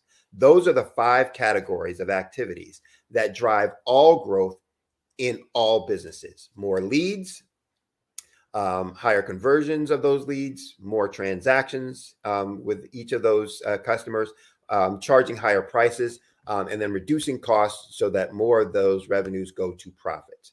So for more leads, how do we do that? And here's where I'm going to start giving just very basic, simple strategies and just a few, in each of the categories as far as I can get within the time remaining. More leads means this: leads are the lifeblood of a business. You can't have sales if you don't first have a lead. And the key to leads is really better marketing. What does that mean? Most of the marketing that we focus on or that we've been told about is wrong and therefore ineffective. And there are lots of marketing consultants out there, et cetera. This is not to disparage. This is really to make sure that you understand what it is you want and you're going to need when you're talking to someone who's going to help you or assist you in marketing your business, or when you're going to start putting activities yourself in marketing your business. So the keys to more leads: good marketing. Good marketing is fundamentally about these 3 things: targeting the right market, targeting that right market with the right message, and using the right or most effective media for that message. So again, effective or good marketing is right market, targeting the right market, with the right message, using the most effective media. What's the right message all about? Well, first and foremost, it's about having something good to say. Something good to say means, what can I say about me as a leader, my business as an organization, that no one else can say? What can I say about me and my business that I do well, that we do well, that no one else can say? And that is relevant, another key part to it, to my target market's problem or pain point. So part of understanding that is, often we talk about things that are features to our product or service that are relevant to us, that have no bearing or no concept on the customer or target market's problem or pain point. We often talk about things that are platitudes that everyone can say. So what can everyone say? Oh, we have the most the best trained people. We have, pick a number, 30 years of experience, 20 years of experience, 5 years of experience. Well, anybody can, have that number of years of experience, but what does that, do to tell the target market of what you're going to do for them to solve their problem or, their pain, or provide them the benefit that, they're looking for? If somebody else can say it, then it doesn't differentiate me from anyone else. And how does somebody choose? Well, the only way they're going to choose then is on money, cost, price. And so we want to look at what is unique, really different about, me as a business, as a leader, that no one else can say. And how does that help my target market? Or how can I use that to help my target market solve their problem or provide the benefit that they want? And when we do that, we create what I call a market dominating position statement. This has lots of different names. It's also called a unique selling point. Some in traditional marketing is called market differentiation, but it's not a platitude. It is something that's unique, that says, here is what I'm going to do to solve a specific problem, provide a specific benefit that is important to you as a business. That's having something good to say. Once we have something good to say, we're going to say it well. What does saying it well mean? It's having compelling marketing statements. And I use something, again, I talked about my engineering and science background, something I call using the conversion equation. And that's really a 4-step process to our marketing messaging. That means first and foremost, we have to interrupt our prospect, our target market, from the conversation they're having in their head. So we talked before about they're thinking about one of two things: this problem that I have that I don't want, or this benefit that I want that I don't have. And that conversation keeps going in their head constantly. And they're worried about it. It's consuming their time and their energy. We have to interrupt that conversation with our headline from our message that makes them stop and say, wait, what? Tell me more. Then we need to engage them with a promise that of some desired outcome, how we're going to get rid of that problem, how we're going to provide that benefit. And then we're going to educate them about how we do that. And again, that's where our market dominating position statement comes in, what value that we're going to provide to them. But last but not least, we need to have a call to action, which is going to be our offer. That needs to be compelling. I often call that my Godfather offer. I'm going to make you an offer that you can't refuse, not because I'm going to punish you or do harm to you if you don't, if you do refuse it, if you don't accept it, but because you're going to look at it and say, I would be a fool not to accept that. And so you need to think about the offers that you have and what really are those, and are they compelling enough that's going to make someone have a call to action. So if we have something good to say and then we say it well, then the only thing we need to do from that point on, say it often. Repeat it, repeat it, repeat it. Get it in front of those target market, your prospective clients, as often, as frequently as you can, so that it becomes kind of front of mind, front of concept for them. So effective marketing requires that right target, right message, right medium. And in this, I need to be very clear about not one of these, but all three of these. So typically, one of the issues with growing a business has been no integration of these things, that you will get coaches or consultants that are great at one or who deal with one of them. You will have social media marketers or digital folks who will help you with the medium, where to place it, Google ads or Facebook ads, etc. Or digital marketers who will help you, create, email marketing campaigns. You'll have advertisers or PR firms that will help you focus on the message. But there's very few folks that really will focus on, one, who is your right target, and the two, how do we integrate all of these three so that they're working together collaboratively. If you don't have an approach that's going to have all three of those in place, a right target, the right message, and the right medium, then you're going to have less than optimum success. You'll feel like you're stuck. You'll feel like everything that you're trying isn't working. And so it's going to be critical that we focus and integrate all three. More conversions. So that's more leads. More conversions is about getting a prospect. Once I've given this message and gotten them interested, getting them to say yes and hand over cash. That's basically all a conversion is. And from that, it goes back to what I was talking about before about compelling offers. And we need to have compelling offers that we're going to give to all of our clients or prospects that make them want to say yes. Now, most of our marketing is about the now buyers. And so most of our offers are for now buyers, people who are getting ready to buy right now today. Well, the science and the numbers tell us that in any market, that's really about 1% of the total market. And I don't care what market that you're in. And the example I always love to use for this is about food. We will all eat today. Something, some more than others, some less than others, etc.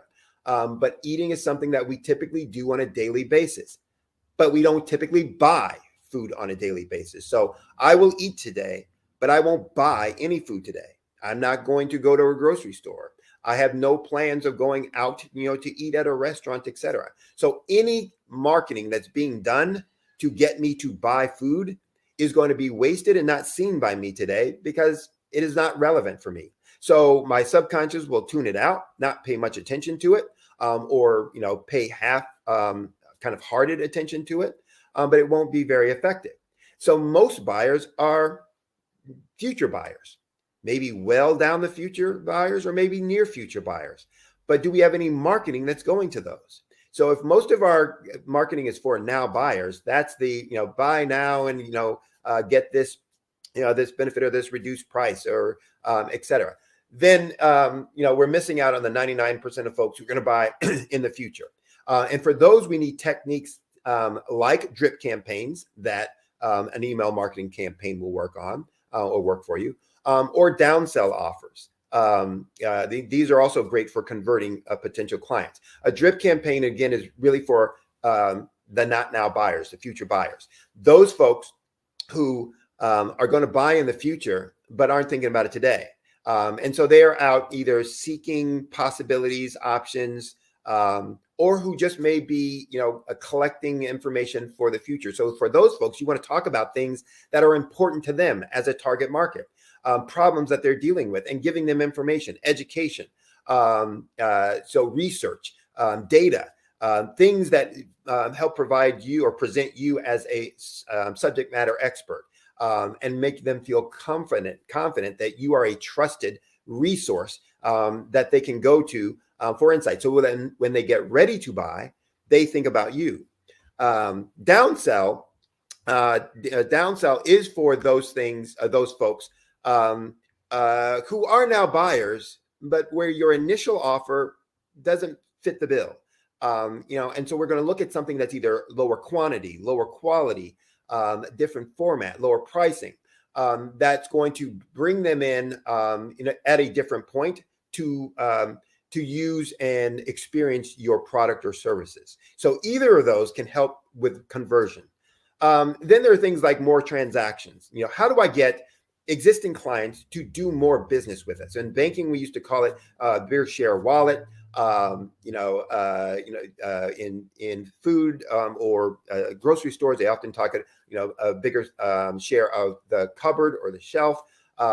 It's how do you get existing clients to do more transactions? There are strategies that you can use for that about implementing processes for upselling or cross-selling to your existing clients, or doing joint ventures with a partner where they are sending you business from their existing clients, and you are providing some upgraded product or service for your existing client base from one of your partners to show a value add. These are things that help increase those transactions. Higher pricing. Most folks are always either afraid to charge what their product is really worth, and so they keep pricing low, or they're afraid to increase pricing based on I'm going to lose customers or clients, and so they often then just want to discount. Discounting is the worst strategy you can ever use for pricing, and never drives long-term growth in sales.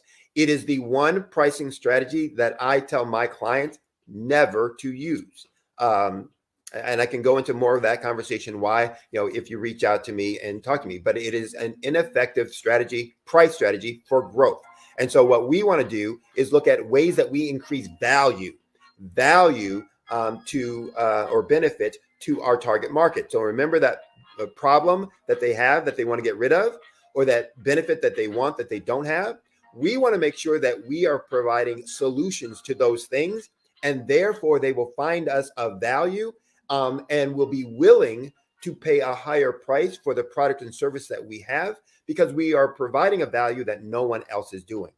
When you make that connection, pricing becomes a non-competitive strategy. You're not competing on others based on price, because they can't compete with the value that you're providing. And you want to seek out that niche within your target market and say, that's the folks that I'm going to focus on, and not everyone else, because those are the folks who will find what I'm doing valuable, and therefore what price I'm offering, they are willing to pay and to buy at, and therefore will be able to grow my business. If I simply use a discount strategy, I'm going to tank my business.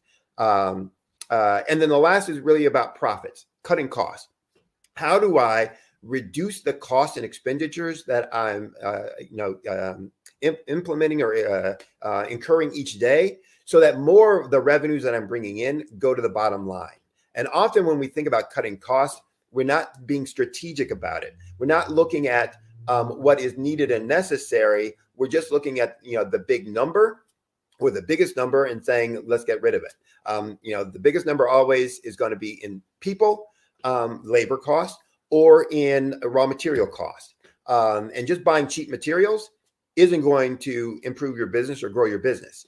But working with your suppliers, your key core suppliers who provide the quality of materials or services that you need and that you want and that help you provide value to your clients, but working with them in ways that help drive costs down and become more efficient, those are strategies that are going to lead to long-term growth and more profits because of a reduction. Looking for things that are inefficient within your system and structure. And those are things that I do with folks on the Six Sigma and total quality control kinds of things are going to help you become more efficient within your business. So I guess in trying to wrap this up, it's not any one of these strategies that will lead to explosive growth. It's the fact that you can put in small incremental improvements in each of these areas that have a multiplicative effect on your entire business.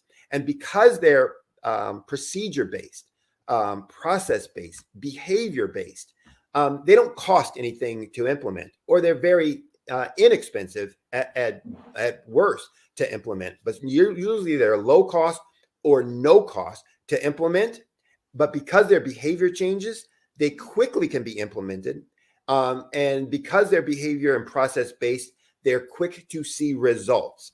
You don't have to wait for some equipment piece to show up. You can start putting them in place and seeing results from them quickly, which is why my clients can see explosive growth in that 9-month or less time frame. Why you can see that kind of growth in a very short amount of time frame by implementing these kinds of strategies, simple strategies that are going to grow your business. So I'm running out of time. So I'm going to wrap it up by saying this. You can drive growth to your business that can happen quickly by focusing most of your time or more of your time on implementing simple strategies in these 5 categories of actions that I've mentioned. And if you're interested in hearing more or finding out exactly how these strategies can impact your business, you can go to my website. That's www.solutionswithresults.com. Again, that's solutionswithresults.com. Solutions plural, with results plural.com. All my contact information is there. You can send me a question that I will answer within 48 hours. You can get my phone number, my email address, that you can contact me directly for further conversation. I also will do a free assessment, initial assessment that will show you in these 5 categories the growth that you can have for your specific business, or where you can find out more information about these things. So I look forward to hearing from you, to hearing the things that you're working on, or providing you more information that will help you, grow your business, move your business forward, and help you have the success that you want, whether you are a startup or whether you are kind of plateaued and looking for, ways to grow, from where you're at today. So again, I thank you for your time. I look forward to you being able to double your profits in less than a year's time. And here's to your success, going forward in the future. Sydney, thank you so much. You're amazing. Your information is invaluable. And my one question for you was, how can we connect with you to learn more? And solutionswithresult.com. I hope we all got it down, wrote it down, and visit your website because you're amazing. Thank you so much. Thank you. Appreciate that. Thank you. Genius is common, and I'll see you on the other side. I know. Bye-bye.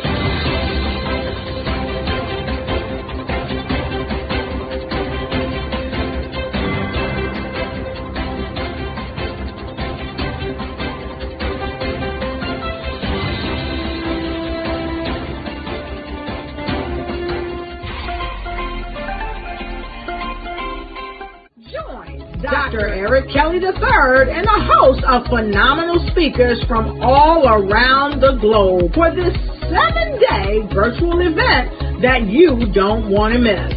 The mission of the Black Business Expo is to raise scholarship money from kids all the way from high school, all the way from college. The Black Business Olympics is one of the largest Black business showcases in the world. It is an opportunity for businesses and companies to showcase their businesses globally. We are going to be giving away laptops up to $5,000 away to students.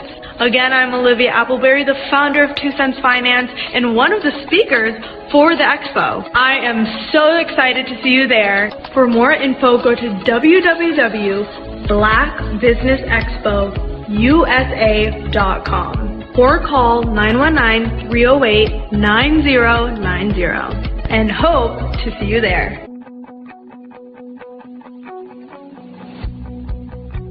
I am Black business.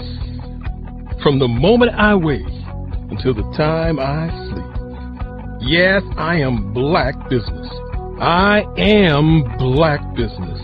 Tell me, are you Black business? I am Black business. Do you support Black businesses? Listen, I support Black business because I am Black business. Black Business Expo, one of the largest business showcases in the history of Black business in the world. The world! Sign up today at www.blackbusinessexpousa.com or call 919-308-9090. I am Black business. I am Black business. From the moment I wake until the time I sleep, I am Black business. I am Black business. Are you Black business? I am Black business. Do you support Black businesses? I support Black business because I am Black business. Black Business Expo, one of the largest business showcases in the history of Black America in North Carolina. Black Business Expo, one of the largest business showcases in the history of Black business in the world.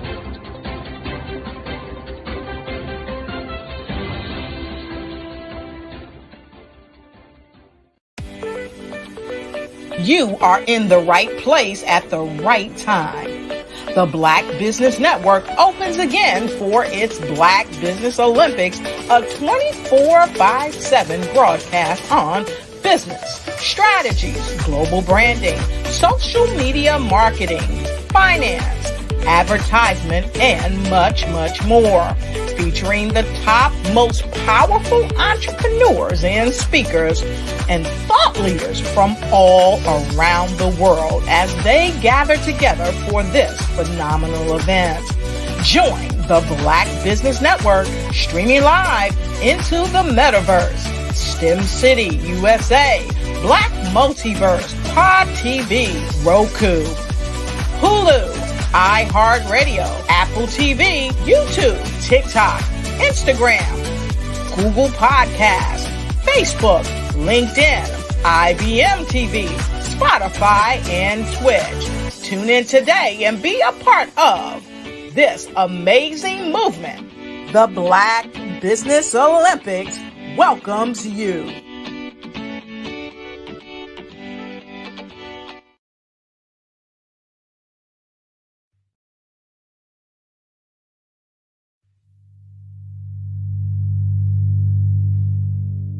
So what we have to do is when we get in a spot, we need to create some spots for us. That's the main thing. We need to be able to be in a position where we're able to create those spots for us. For me, being an entrepreneur, I'm not just going to get a business and then leave you sitting high and dry. If you ask me some questions about entrepreneurship, I'm going to give you as much as I received. I've seen people who made it, and then when you ask them, it's like, okay, now you have to pay me for the information, the same information I got for free. we probably in totally different cities. There's no way that we're going to bump heads or anything. We're not competing. Bring me up with you. And so I just think that whatever education that I have, then I need to be able to give that to my own as well. So create the spots. You can create the spots when you get there.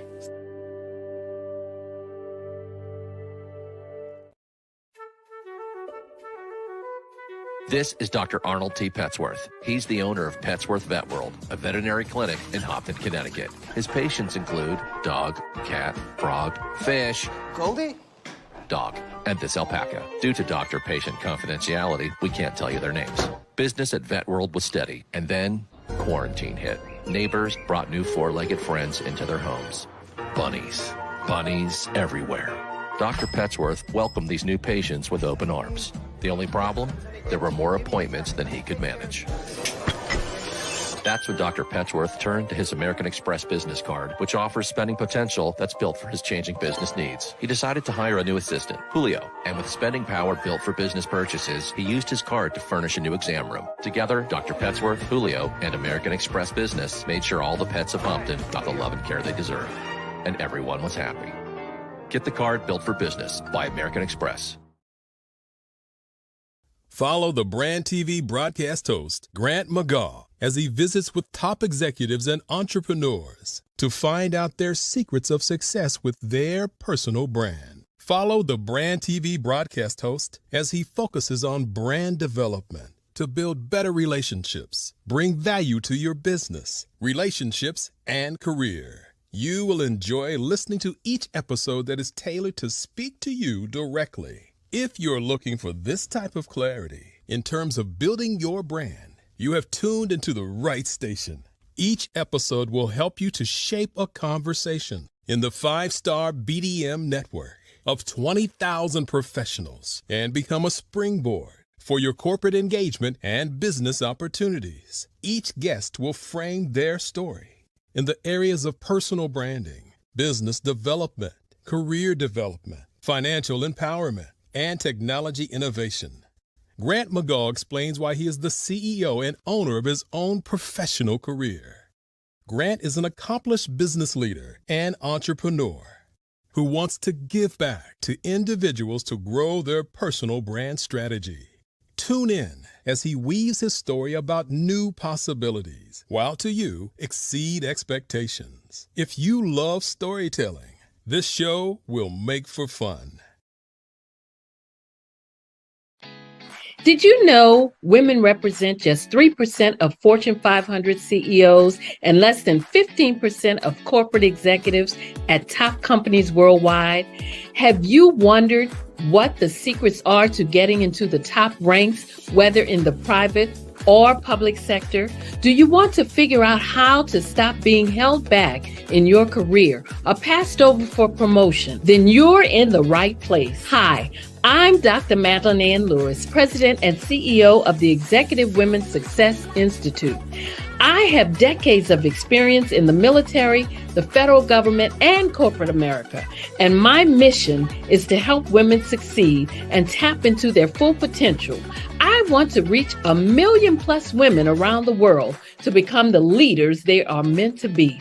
So if you want to move into a management or executive level position, or maybe you are a female veteran transitioning out of the military into business entrepreneurship, then reach out to the Executive Women's Success Institute at 301-693-3284. Let us get you on the fast track to success.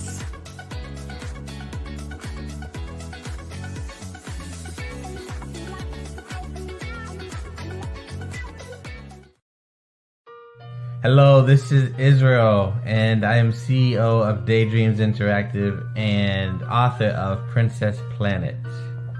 So, genius is common, and as a kid, I loved to daydream. Even as an adult, I love to daydream. And when my daughter became 6 and loved princess characters, but we just could not find the diversity that showed her, we created our own characters. So, for instance, you have Princess Nulu right here. Princess Nulu is from Uganda, and her genius is that she loves to take care of animals. She can actually even listen and hear what they say.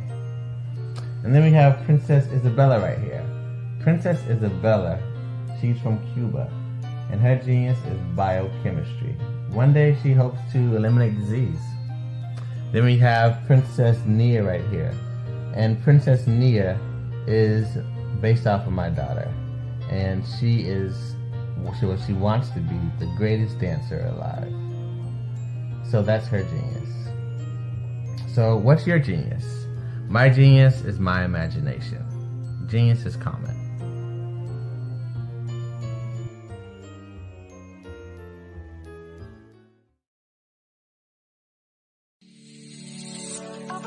Did you know that our black dollar only lasts for 6 hours in our community? Yet other communities, their dollars last for 19 to 30 days.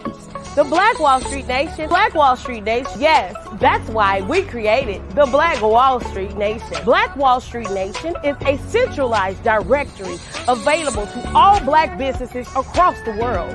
It was created for businesses like you, the ones that want to start and the ones who have a dream that have already started, such as businesses like Drop in a Bucket Productions, Valito Foods, Sugar Tea Branding Firm, All the Dazzle, Bun Cakeaholic, Miss Riot, and you. We'll have marketing, seminars, and some funding coming soon just for you. So, we want you to come and join us. www.blackwallstreetnation.com. See you there.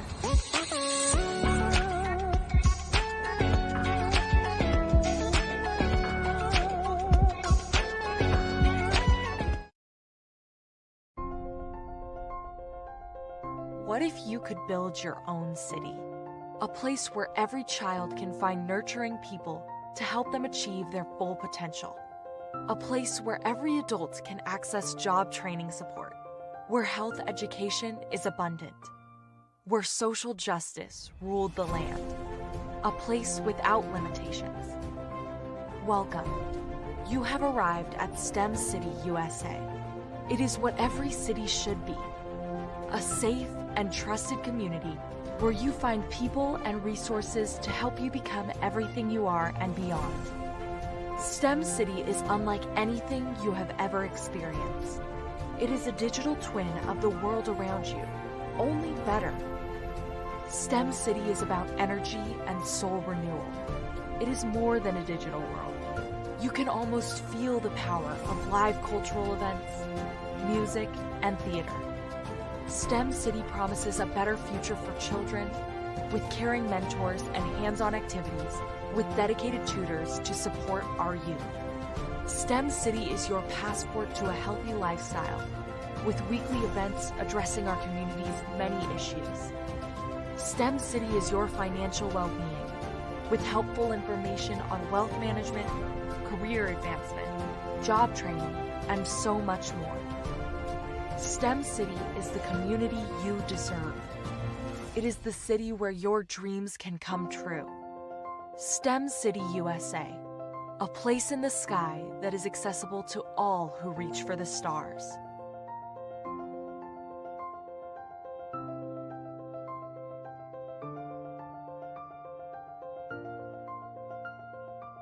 I'd like you to imagine with me, if you will, opening an app where you can collaborate with like-minded individuals from around the world, get inspiration and in-app tools to launch and grow your business, as well as share your knowledge and earn compensation, all in one app. Well, the name of that app is Truso, short for Truly Social.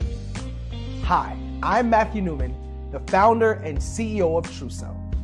A new concept in social media, Truso is designed from the ground up to be a platform that's both social and empowering for all its users. How exactly do we do that? I'm glad you asked. First, Truso brings the world together via video.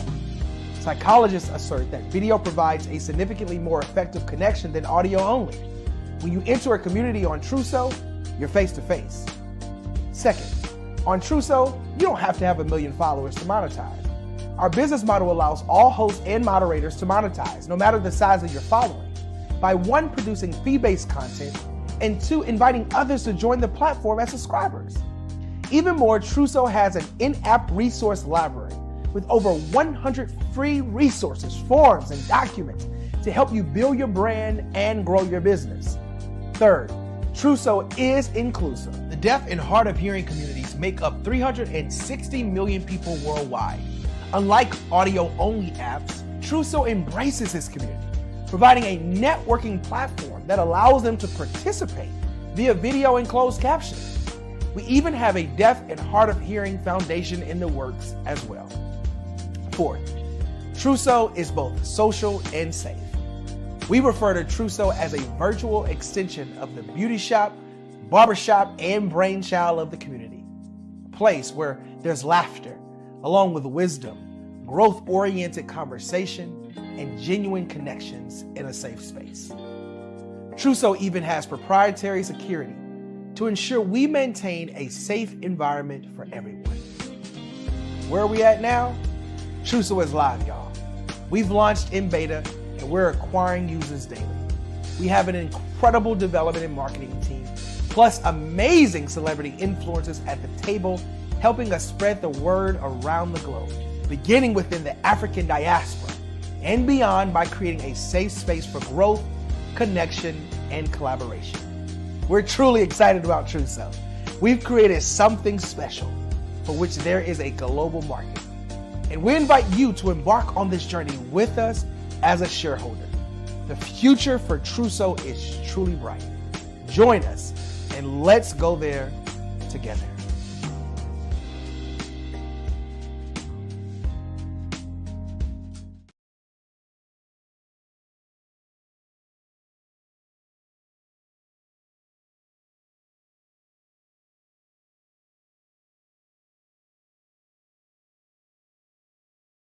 I'm Kenny Harris. My genius is being an entrepreneur.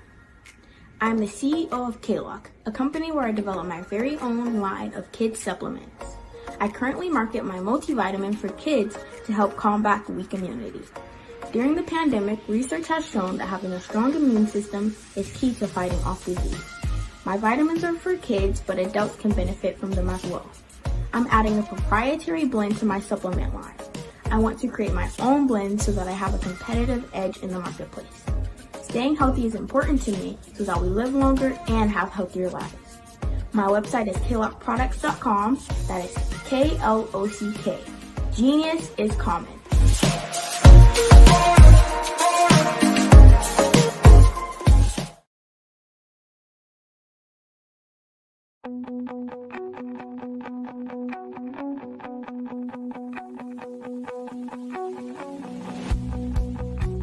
I am Black business.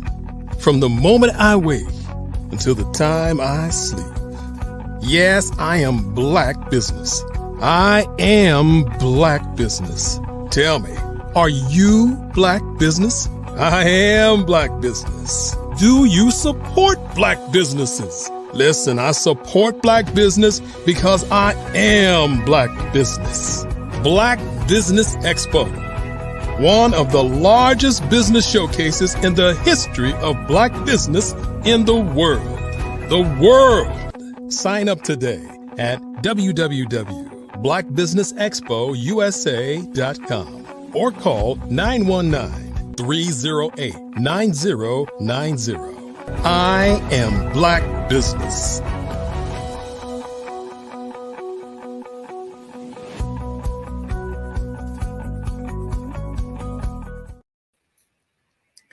Good morning, business owners, entrepreneurs, thought leaders, and corporations. Welcome to the Black Business Network. My name is Eartha Watts Hicks. I am an award-winning author, publisher, PR writer, and affiliate for BlackPR.com.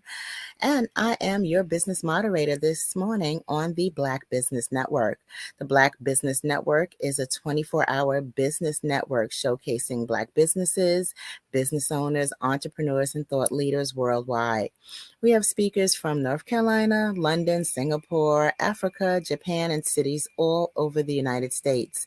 The Black Business Network is a global community sharing its business knowledge to empower, inspire, and educate businesses about business.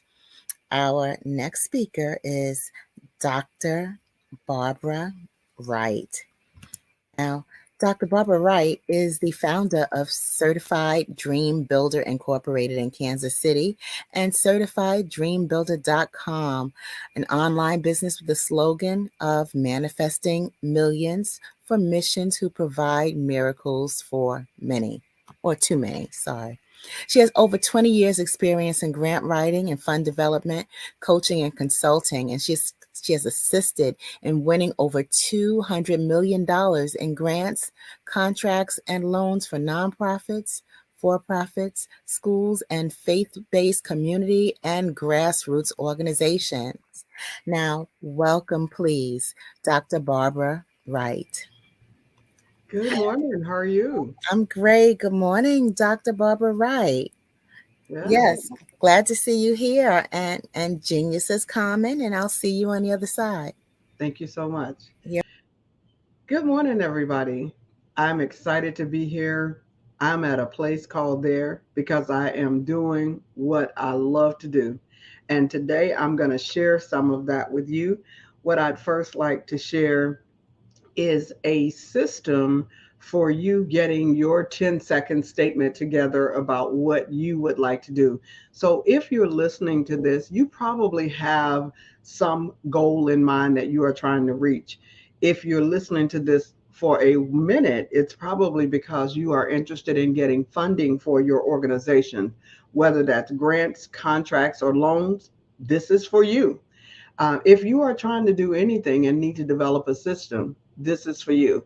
I learned in my teenage years working at McDonald's, believe it or not, that they had a system for everything.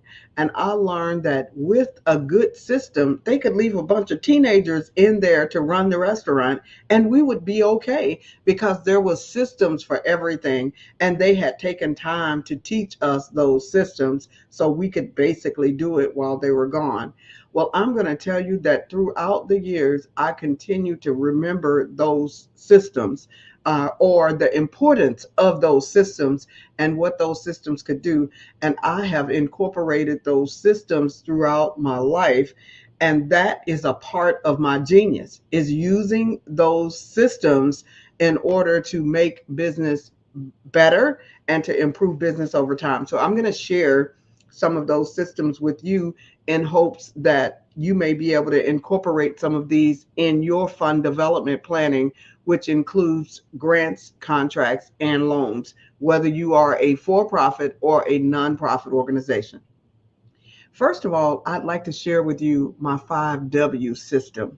And my 5W system, again, helps you to develop that 10-second statement about your organization. And you not only need a 10-second statement, you need a 10-second statement, a 30-second statement, a 60-second statement. So you can take this same system and use it to develop each one of those statements that you're going to need, because sometimes you're going to only have 10 seconds to share information about your organization. Sometimes you're going to have 30, sometimes you're going to have 60, and there may be an occasion where you have 5 minutes. So if you have all of those already ready that you can kind of just pull out, then it's all the better.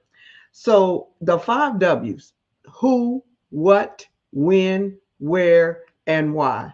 And you've heard that if you are in journalism, you've heard that in probably many different types of industries. But for the grant writing industry, this is what those stand for. So let's talk about the who. The who is, who are you? Personally, academically, and professionally. You need to be able to explain who you are personally, academically, and professionally. Who are you serving? Your initial targets, and then your future targets. And remember, when you plan a business, or maybe this is an introduction to you, when you are planning a business or a nonprofit, you are doing a strategic plan, which means that you are projecting out at least 3 to 5 years. So right now, your initial target may be these people, but in the future, your target may be someone in addition to those people that you're starting with. Who are your collaborators? And by collaborators, I mean partners. And I get a lot of questions about who the collaborators are, who the partners are. These collaborators or partners could be local, national, or international partners, depending on whether you're doing local, national, or global work. Your partners are people who are going to help you reach your goals while they are reaching their goals. Your partners, think of peanut butter and jelly. I say that a lot because it helps you to think how they need each other. Peanut butter and jelly. And some of you would say, I don't like peanut butter and jelly together. But for the most part, peanut butter and jelly goes together. If you are a hamburger, a bun makes it nice. If you are a hot dog bun would make it nice. So if you think like that when you're thinking about your collaborators, those are people that work with you in order to make a sandwich, or they work with you in order to make your program, product, or service even better. Those people stand to gain from you being successful. If you were a toilet stool, then your partner might be the manufacturer, or if you're manufacturing toilet stools, your partner may be the person who manufactures tissue, because those work together. Or if you manufacture the base and the back, the person who manufactures all of those tools that attach to the base and the back would be your partners. So if you are a nonprofit and you are providing a supportive service, then you may partner with an organization that is providing programs that complement your supportive service. Let's say you're providing housing. If you're providing transitional housing, then you may want to partner with a health clinic, or you may want to partner. So those are the types of with a health clinic, or you may want to partner with someone providing education services. So those are your collaborators or your partners. And when you are collaborating with them, you're not just having oral collaborations, because the funders want to see a bit more than an oral collaboration. They want to see memorandums of understanding, which is a not so much legally binding contract, but it is a document that says that you intend to work together and you're going to exchange something, whether you're going to exchange clients, whether you're going to exchange Band-Aids, whether you're going to exchange maybe that company is going to drive your residents somewhere, but you're going to exchange something. There's another agreement called, or another letter of support is the other thing. And that letter of support is just a pat on the back that says, we appreciate you, we like what you're doing, but there's not going to be any exchange. So your collaborators may provide you a memorandum of understanding, which if for short, you will hear it in the grant writing industry as a MOU, as an MOU. So MOU is just a memorandum of understanding, which says that you're going to exchange something in the process. And the letter of support says, we support you. We're not going to give you anything, but we do support the work that you're doing. You need some of both of those. And then the who also says, who are your competitors locally, nationally, and internationally? And I know some of you are saying, well, I'm a nonprofit. Even though you are a nonprofit, there are people out there who are doing the same things that you are doing. So what is it that you are doing that your competitors or that other people are out there doing? Are they in your neighborhood? You don't want to reinvent the wheel. If you are just starting your program, you want to fill the gaps in your community. You don't necessarily want to go and try to create some program that's going to put this one, and this one out of business. You'd want to fill the gaps of areas that are not being delivered or not being serviced, or the underserved or the not served people. That's what you want to look at. So that's the who. When we move into the what program, product, or service are you providing? And I don't think I prefaced this with who I am. So I'll tell you about my program. My program is CertifiedDreamBuilder.com. You can find me 24/7 at CertifiedDreamBuilder.com. And what I do is I provide information, resources, training to those who are interested in raising funding through grants, contracts, and loans. Pretty much everything that I do is related to fund development and how your organization can get ready for raising money for grants, contracts, and loans. Because if we finish the 5 W's and we still have a little time, I will even give you those 7 steps to readiness. That is my backup plan, depending on how much time we have. So that's my program, products, and services. I have books, I have apps, I have training courses that we offer to help get you ready for grant writing. The books and apps are instant. Well, the books are instant download. You can go to the website. I have a series of books that are for professional grant writers who are ready to go. And then we have our books for those who are do-it-yourselfers. You're just learning. You only want to write for your organization. We have books for 25 different topics, and these topics are priorities. Now we're talking about the what. What am I offering? Those priorities include reentry. They include arts and visual and performing arts.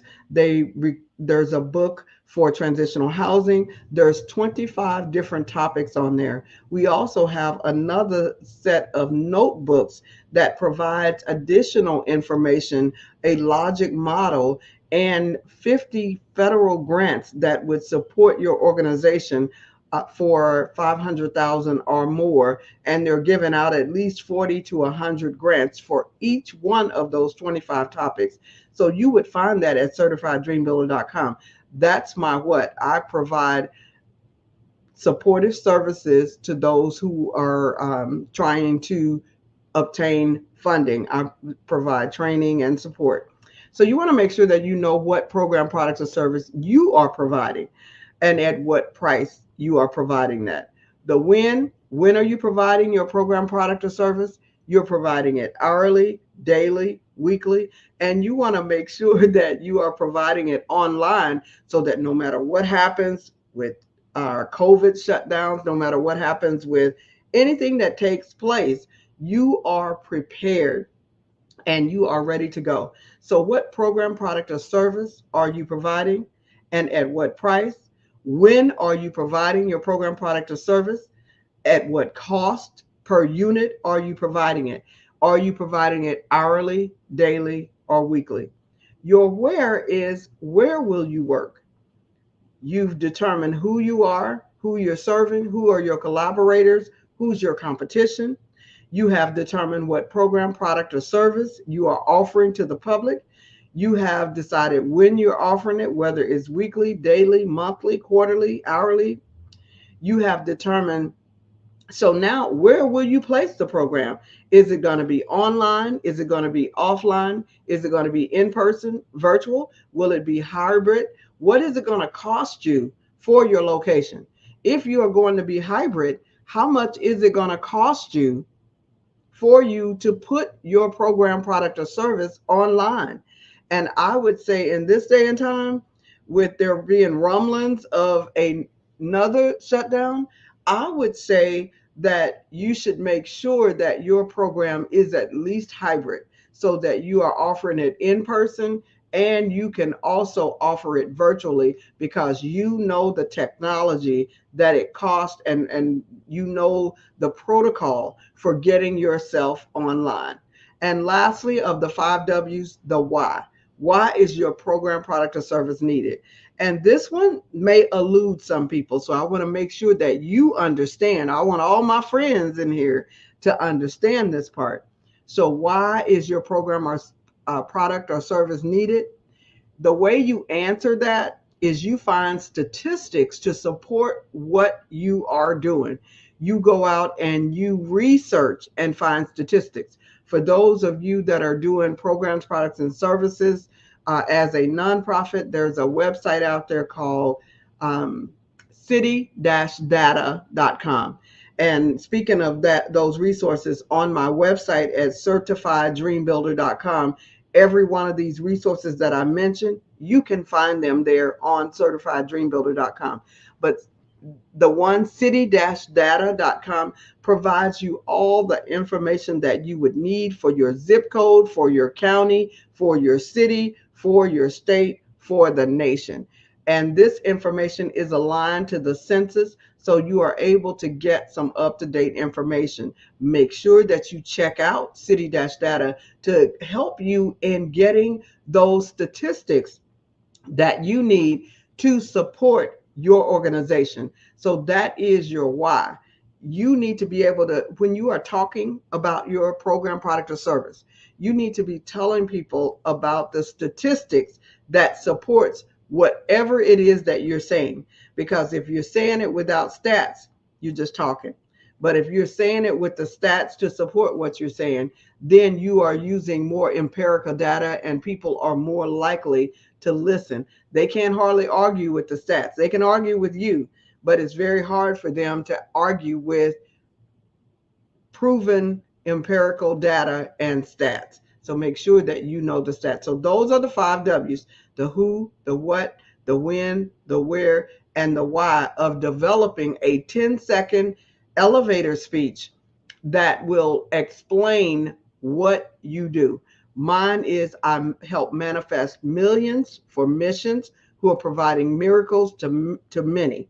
So make sure that you come up with something. Now, I like to use the M's because I can remember those. Yours don't have to rhyme. It doesn't have to be anything like that, but you want to be able to say what you do, and you want to be able to say it just if you're riding up on the elevator with someone, and they ask you, what are you doing? You want to have some short statement that tells them everything that you're doing. I manifest millions for missions who are providing miracles to many. Come up with yours. All right, so that's our 5 W's. And so we're going to move into the 7 steps for readiness, or the 7 steps of readiness. How do you get your nonprofit ready to walk through the funding door? You need those 5 W's, because if you don't know your 5 W's that I just explained, nobody knows. People may not want to work with you because you're not sure, or people may want to come work with you to take what you're doing and make it better and go run off with it. So you need to know, and then that way you can also explain to other people how to come help you. And that's when we get to our 7 steps of readiness, because you're ready to have people help you because you know exactly what you're doing. You know what your goals are. You know how you want to end up. So now you can invite people to help you. So the first part of this starts where the 5 W's leave off, at getting the why. So the first part of your 7 steps is your initial planning. And in your initial planning, you have your feasibility study. And in that feasibility study, we want to know what a SWOT analysis is. And we want to know what a PESTLE analysis is. And in every one of my 25 books, it explains to you what the SWOT and PESTLE analysis is for that particular organization. So if you are daycare or adult daycare, child adult daycare or adult daycare, it will give you a SWOT and PESTLE analysis that may work for those. If you are doing human trafficking prevention, it may give you that. Domestic violence, it will give you a SWOT and PESTLE analysis for that. So make sure that you understand what a SWOT and PESTLE analysis is for your organization. Most of you know what a SWOT is: strengths, weaknesses, opportunities, and threats. And the PESTLE analysis, to me, is one of the most important things that you can do for your organization to ensure that you're going to be able to be around a while. That is to learn the political concerns, the economic concerns, the social concerns, the technological concerns, the environmental concerns, and the legal concerns that relate to your industry. If you don't learn those, it is very difficult for you to find success. So make sure, and then you don't want to be swimming upstream or going up the steps. If you learn those, then it's more like walking downstairs instead of walking up to where it's putting pressure on.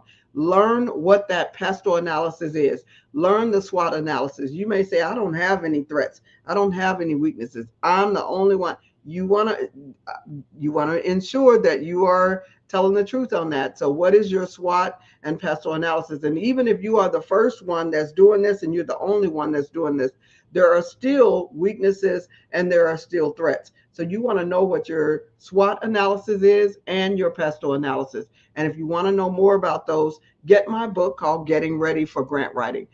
Okay, so you also want to establish your databases, your forms, your finance, and your customer relationship management systems when you are in that initial feasibility study. You want to kind of set up your systems. Your regulatory requirements, that's number 2. Number 1, initial planning. Number 2 is regulatory requirements. So in setting up your regulatory requirements, you want to make sure that you have obtained the regulatory requirements and credentials for your organization, that you know what they are and that you are able to consistently keep those going. So many people get set up and then they end up losing their 501c3, or they end up losing their organization because they did not do their annual reports. And for those of you who have an LLC, it is extremely important for you to keep up with legislation, because during COVID, some legislations were passed for the LLC that says if you don't fill out a certain document by 2024, January 1, you could pay $500 in fines. For those that started prior to 2023, I think you have until 2025, but don't wait until January of 2025 to find this out. You need to be finding this out now. What is Dr. Wright talking about? There is a new legislation out there for LLCs and a new document that you will have to fill out at the beginning of each year. I think it's called the Corporate Transparency Act. I think it's called the Corporate or Company Transparency Act. And that form is going to have to be filled out, or you will have a fine of $500 per day. So make sure that you check out what I'm saying so that you can meet your regulatory requirements. And you want to establish the state incorporation. You want to establish your 501c3 if you are a nonprofit organization. If you are a minority organization, you want to make sure that you are getting the MWBA. If you are a woman business owner, you want to be designated as a minority woman business owner. You may say, I'm Black. They know I'm Black. No, you have to jump through that hoop and be designated as a minority business owner or a minority woman-owned business. And that will give you some preferences. I believe there's trillions of dollars being given out, which means billions of dollars are set aside for minority businesses. But if you are not officially established as a minority business, you will not qualify. Number 3 in the 7 steps is establishing business credibility. In establishing business credibility, you want to make sure that you have a bank that you can work with, and you want a Cheers bank. Actually, I love to call it a Cheers bank, because in a Cheers bank, somebody in there knows your name. So you want to go to a bank to where they care enough about you for somebody to know your name. And there's probably 1 or 2 individuals in there that you really want to know your name. And those are the wealth managers, because those wealth managers know the 5th generation millionaire, billionaire types they hold their account, and they know when the accounts reach a certain point, they give out grants. So there are some organizations, especially your larger banks. And if you want this information, make sure that you get I believe this information is in my Getting Ready for Grants book, but it may be in my Manifesting Millions book. You want to make sure that you are getting a bank where they know your name. So opening up a bank account in the name of the business, establishing Net 30 accounts. And these are accounts to where they allow you to buy now and pay later, so you can start establishing your business or nonprofit credit. You want to make sure that your address is correct, that you get an address, a freestanding building business address. I don't believe the UPS address will work across the funding platform. I don't believe the FedEx address will work across the platform. So you need some type of physical address. I use an organization that helps me to establish presence so that I can work from home and feel good about it because I also have another address. So you want to look up organizations that provide an address for you.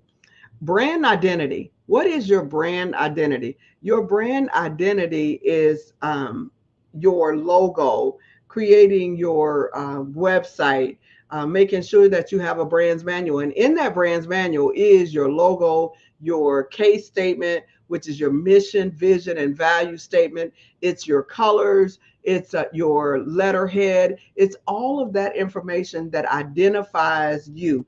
It's your logo. All of those things that identify you is what you want in that brand's book. And your website, you want to know who your home, your welcome page. You want your about us or who we are, what we do, get involved, and you want your contact us. So those are the different things that you need on your website, and you need to build a social media presence. We're moving to number 5, collaborative identity. And remember, there's 7. On our collaborative identity, you have your community forum or community foundation registrations, your government registrations. You have your fundraising packet that shows what you intend to raise over the next few years, sometimes called your financial plan. You need your logic model, which tells your goals, your objectives, your activities, your evaluation, your impact that you're going to have. You want that logic model with your timeline. You want your board member names and your advisory boards. There is a difference between the board and the advisory board. And if you need to know more, get my book, Getting Ready for Grant Writing, because this list of information that I'm giving you is that total book. It helps walk you through it so that you can get yourself ready for grant writing. And then, as earlier I talked about the MOU, letter of support, that's the other thing that you need doing collaborative development. Number 6 of the 7 is sustainability plan. You need to make sure that your organization is scalable. You have a scalable operating budget. That means the amount of money that you need to actually run your whole organization. You want to have your project budget.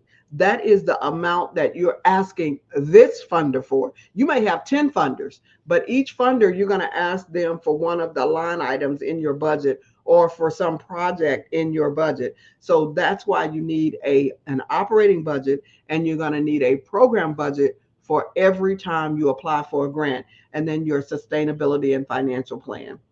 Lastly, number 7 is your grant writing tools. You need your grant writing template, which basically is your full grant. Now, we have developed the 1 Hour to Grants app that you can download on iOS. And that 1 Hour to Grants app will help you. It will ask you a series of questions. It's just like AI. It asks you a series of questions, and then it prints out a full grant for you that is customized for your organization. And what I love about the new AI system is now you can take that printout and feed it into one of the AI systems and get an immaculate customized grant rather than just some of the empty jargon that comes out of AI when you're not sure what prompts to put in. The app provides you a great prompt. So keep that in mind. But you want a template of what you are providing, because you're going to use that to train your board members. You're going to train your advisory board members. You're going to train your volunteers with that so that they know what your logic model is. They are able to look at that logic model and see exactly where they fit. Now, I have developed a logic model that includes the budget, and that is the difference between my system and another system. And I see I may have another few minutes. Again, this is Dr. Wright with CertifiedDreamBuilder.com. You can find free resources there 24/7. Free, yes, free academic, personal, professional, grant writing resources there, absolutely free. And for those of you who are on Clubhouse, there is a whole Clubhouse section to where we update it every month. Sometimes every week it is updated with new resources for you. You want to check that out at CertifiedDreamBuilder.com. So let me give you, lastly, my commonalities of grants, because what I have found is that grant writing is much easier and only easier if you come up with a system. Now, AI has helped it to helped us expedite the process and to make it better. But if you want to get funded, you need to understand the commonalities of grant writing and then come up with your system. So what are the 4 commonalities of all grants? I don't care how little money they're giving away, or if it's a federal grant where they're giving out millions of dollars. What are the 4 commonalities? Number 1, the executive summary, sometimes called the letter of inquiry, because they will ask for a letter of inquiry instead of the grant, and then they'll decide whether they want to invite you to apply.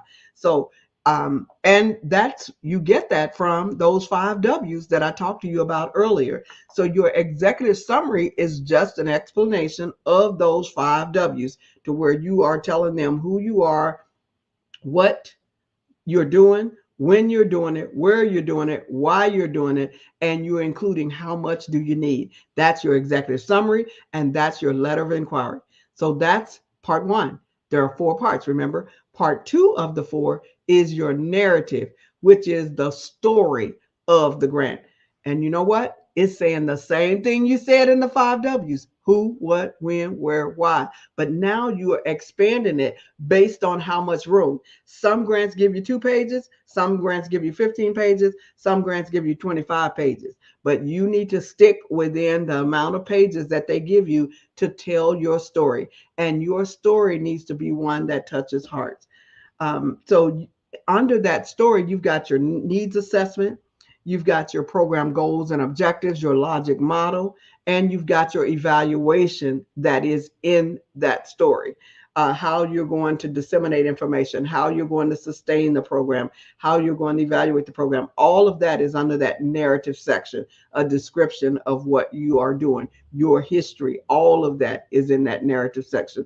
Not necessarily in that order, but that is where you find all that information. Number 3 of the 4. So I gave you 1. Number 1 is executive summary. Section 1 is executive summary of any grant. Section 2 is the narrative. And the executive summary is the 5 W's. So section 2 is the narrative that expounds or expands the 5 W's. Section 3 is your budget and budgeted narrative section that explains the cost, what it costs to actually do your program. And you're given a line item budget, and you're also given a narrative statement, a brief statement about what each one of those lines mean. Most grants, almost all grants, will give you this. And lastly, number 4 is your supporting documents. That's the proof of what you said. And I see that she is back. How are you? Yes, I am. Thank you. Thank you so much, Dr. Barbara Wright. Today is just one of those mornings where I'm taking plenty of notes myself. I've already gone to certifieddreambuilder.com. Right. Your website is full of information and your insights as well, just phenomenal. So thank you so much for sharing with us this morning. Jean, how can we connect with you on social media? You can connect with me at certifieddreambuilder.com. I'm also on LinkedIn. I am on Facebook, Instagram, TikTok, all of them. So Dr. Barbara Babby Wright. Thank you so much, Dr. Barbara Babby Wright. Genius is common, and I will see you on the other side. Thank you. Thank you. Wow, that was amazing. Whew. Okay, well, the Black Business Expo's mission is to raise funds for our high school seniors going to college or K through 12 entrepreneurs. The mission is to fund, it's a fundraiser for students who may go to www.blackbusinessexpo.com to donate to the scholarship fund, or you can use the Cash app that's on the screen below and use $BBXUSA. Our goal is to give laptops and up to $5,000 to 10 students. Students can register online at www.blackbusinessexpousa.com. Every dollar counts. So we want to remind you to donate to the scholarship fund. And we want to thank our Black Business Expo USA sponsors for August of 2023. And that is NC100, Moody Capital Partners, Suede Soul, Lotus Riche's Coaching and Training, Carolina, Virginia Minority Suppliers Development Council, STEP Management, BHS and Associates, Margie McLean Foundation Incorporated, Geniuses Common, Earth Essentials, Mullane Shiny Global, Executive Women's Success Institute, The Quality Coaching Company, Superwoman Business Services, Creative Force Studios, Lee Entertainment, Artistic App Design, Black Business Expo. Geniuses Common, and I will see you on the other side. Attention all entrepreneurs and companies. Are you looking for reliable and efficient virtual assistants and back office support to help you manage your business tasks? Look no further than Superwoman Business Services. Our team of virtual assistants provides a full range of administrative support services, including operations management, social media marketing, and much more. We also offer website design services to help you create a professional online presence that reflects your unique brand. In addition to administrative support and website design, we offer business development and structuring services to help you grow your business and achieve your goals. We'll work closely with you to identify areas of improvement and develop a customized plan to help you reach your full potential. At Superwoman Business Services, we understand that running a business can be overwhelming and time-consuming. That's why we're here to help you fly high and achieve success. Our virtual assistants are highly skilled, experienced, and dedicated to providing you with the support you need to thrive. Come fly with us and take your business to new heights. Let us help you become the superhero entrepreneur you are meant to be.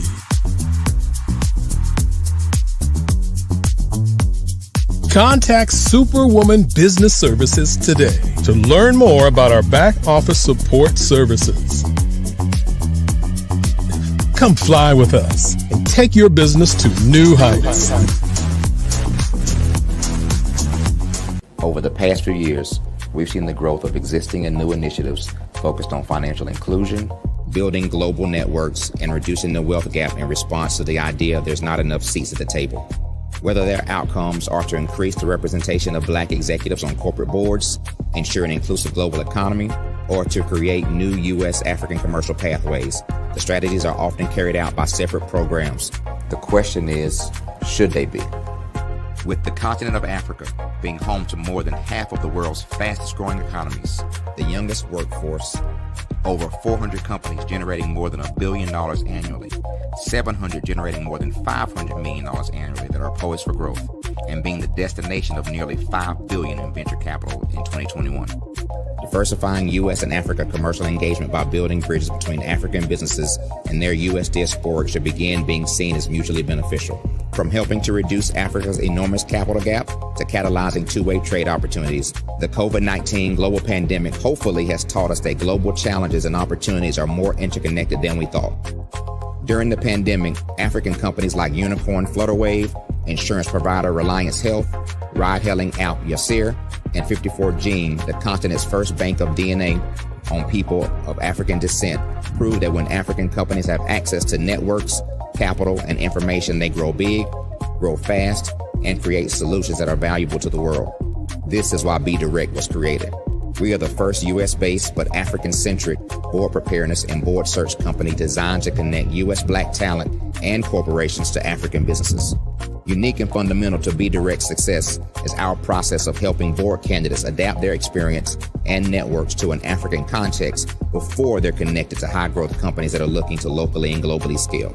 From our focus groups with African business execs and government leaders, we don't ignore the sentiment that business is easy, but people are hard. Having a pool of board candidates with hard-to-access networks and extensive experience across the business life cycle, including successfully raising capital, is table stakes for an initiative like this. So yes, we have that. But corporate or entrepreneurial success in the U.S. does not guarantee success in Africa.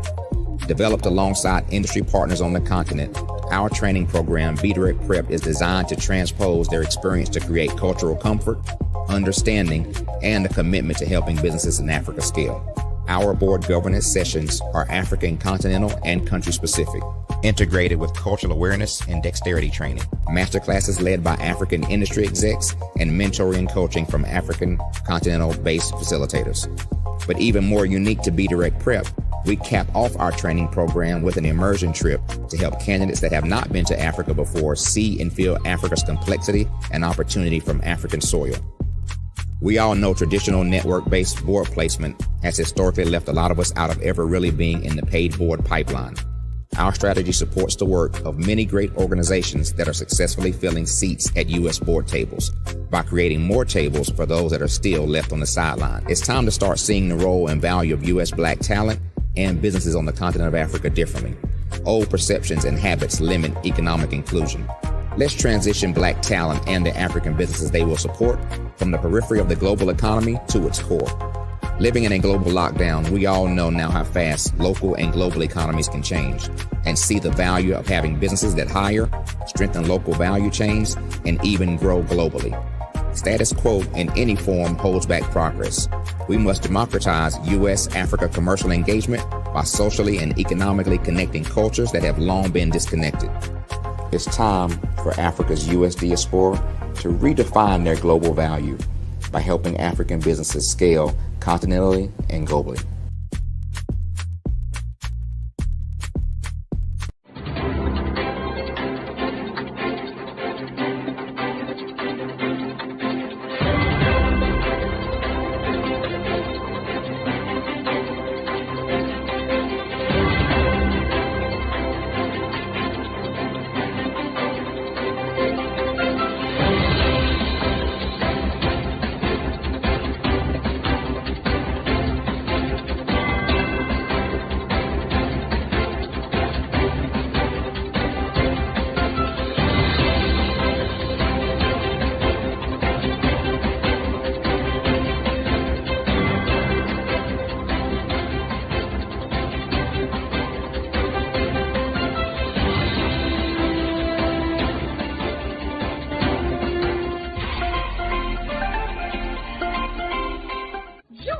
Dr. Eric Kelly III and a host of phenomenal speakers from all around the globe for this 7-day virtual event that you don't want to miss. The mission of the Black Business Expo is to raise scholarship money from kids all the way from high school, all the way from college. The Black Business Olympics is one of the largest Black business showcases in the world. It is an opportunity for businesses and companies to showcase their businesses globally. We are going to be giving away laptops up to $5,000 away to students. Again, I'm Olivia Appleberry, the founder of 2 Cents Finance and one of the speakers for the expo. I am so excited to see you there. For more info, go to www.blackbusinessexpousa.com or call 919-308-9090 and hope to see you there. I am Black business. From the moment I wake until the time I sleep. Yes, I am Black business. I am Black business. Tell me, are you Black business? I am Black business. Do you support Black businesses? Listen, I support Black business because I am Black business. Black Business Expo, one of the largest business showcases in the history of Black business in the world. The world! Sign up today at www.blackbusinessexpousa.com or call 919-308-9090. I am Black business. I am Black business. From the moment I wake until the time I sleep, I am Black business. I am Black business. Are you Black business? I am Black business. Do you support Black businesses? I support Black business because I am Black business. Black Business Expo, one of the largest business showcases in the history of Black America in North Carolina. Black Business Expo, one of the largest business showcases in the history of Black business in the world.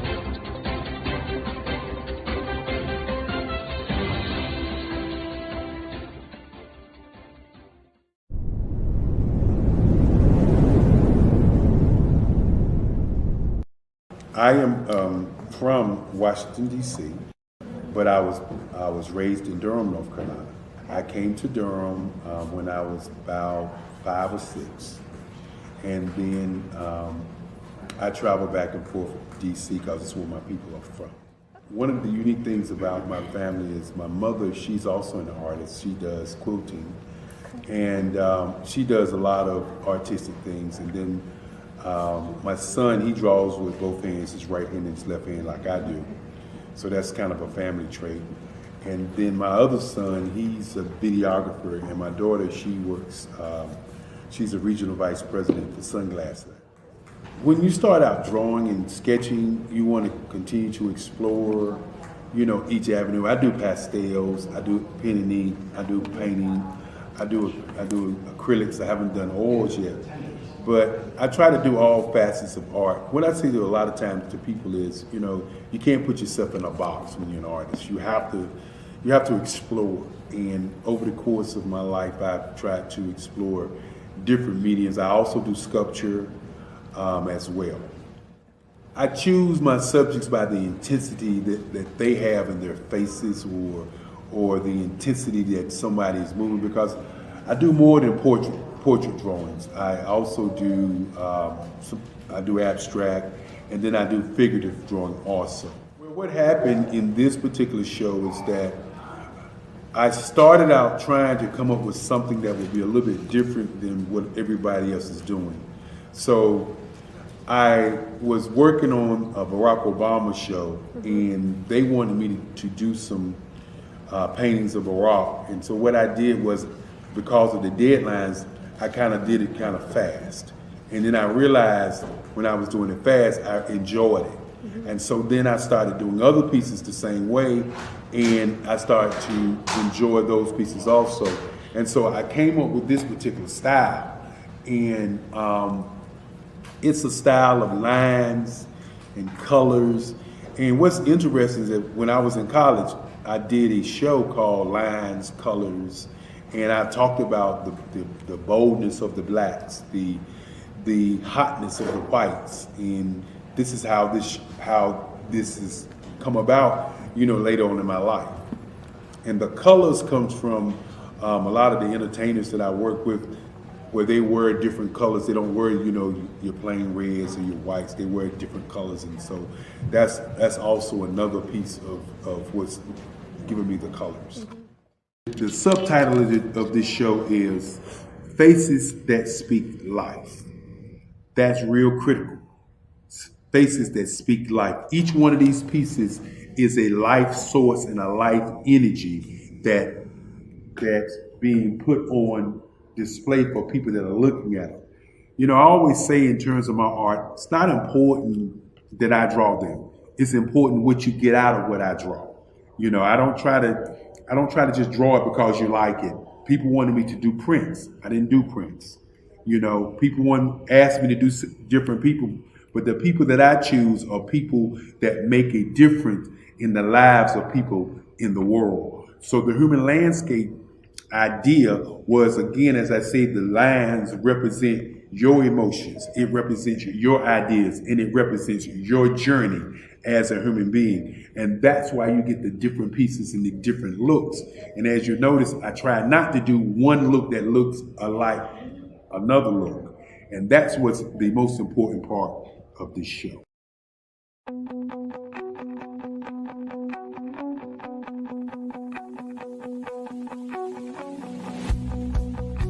I am Black business.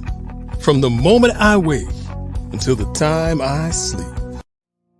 Did you know that approximately 333.34 million businesses exist today, according to a report from 2021? And you may be one of those businesses, or maybe you're not in the business market yet, but you're aspiring to be a business owner. Well, guess what? You're in the right place at the right time. Because let's face it, everything is about timing and opportunity.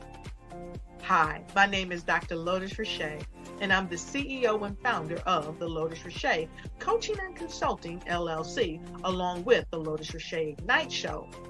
15 minutes of success with Dr. Lotus Richey, as well as books to boom your business and bring who you are. And today, I want to bring this amazing message to you about the Black Business Network and the Black Business Olympics. See, the Black Business Network and the Black Business Olympics is designed to help people just like you, that's right, that look like me, to take their business to the next level. Not just in your front yard or your backyard, but globally. The Black Business Network and Black Business Olympics is designed not to just help you survive, but to help you thrive.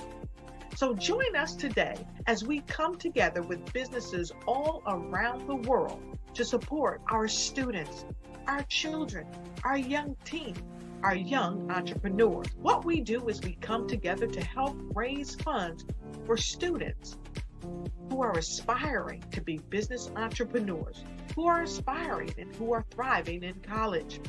We endow them with a wonderful opportunity to gain scholarship of either a laptop or several thousands of dollars. And we invite you to help be a contributor to this amazing opportunity to help someone that looks just like you. So join us today at our website and let us connect with you and help you ignite and take flight in every area of your life on the Black Business Network and the Black Business Olympics. I'll see you on the other side.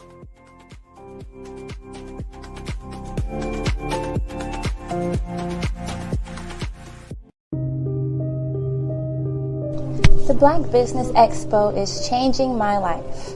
This year, they are giving away laptops and even $5,000 in cash to students just like me. I'm Alexis, and I want to go to college to fulfill my dream of becoming an entrepreneur. Help the Black Business Expo going to www.blackbusinessexpousa.com and also becoming a vendor, a sponsor, or donating. Let's get drastic, building relationships to get you known, get you connected, and get paid.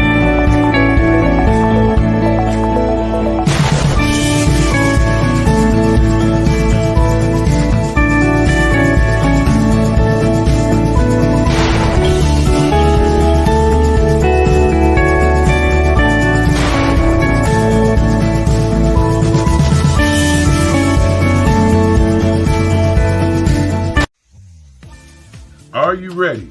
Are you ready? The Black Business Olympics will be held September the 19th through the 25th. Can't wait to see you there. I'd like to invite you to the Mastermind meetings. The Mastermind. Prepare for what's coming and dominate in economic winter.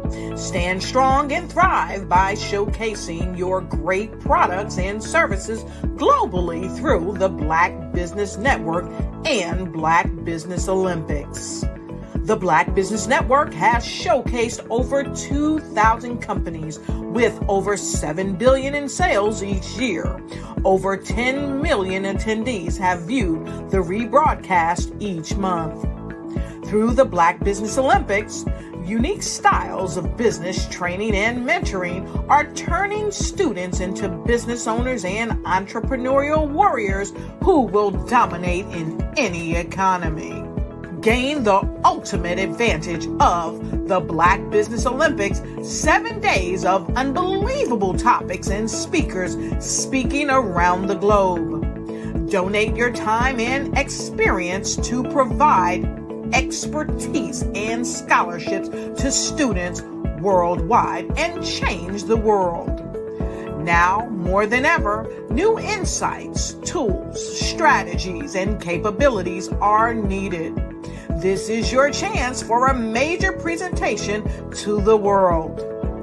Fill out the form and join the more than 2,000 speakers who have presented to over 200 countries. Join the Black Business Network streaming live into the Metaverse, STEM City, Black Multiverse Enterprises, Hulu, Amazon, YouTube, iHeartRadio, Apple, Facebook, LinkedIn, Pod TV, IBM TV, Spotify, and Google Podcasts. Sign up today. Spaces are limited, and we will see you there.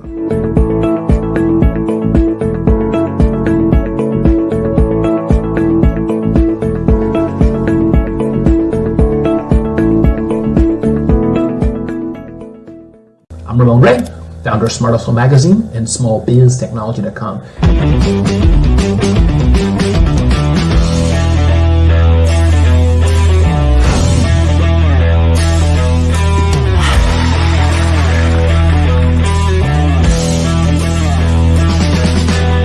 You're here today to celebrate small business success. Stand up on your feet.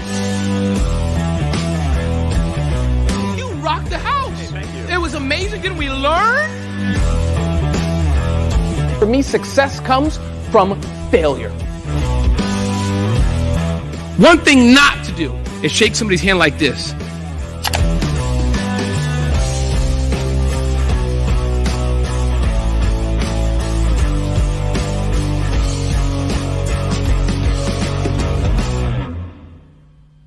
I was born in a little village on the island of Haiti.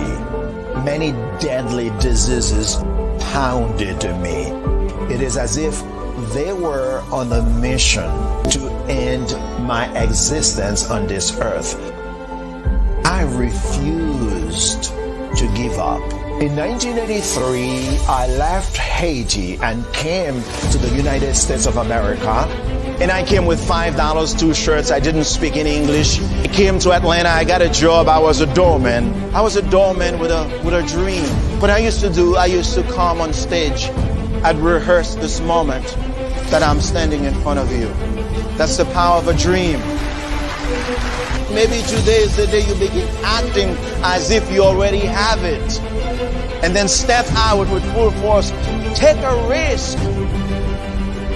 No condition is permanent.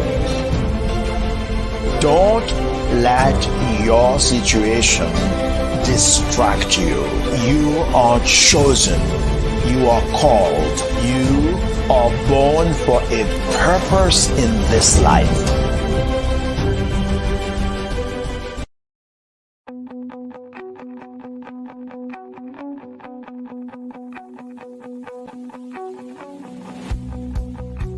I am Black business.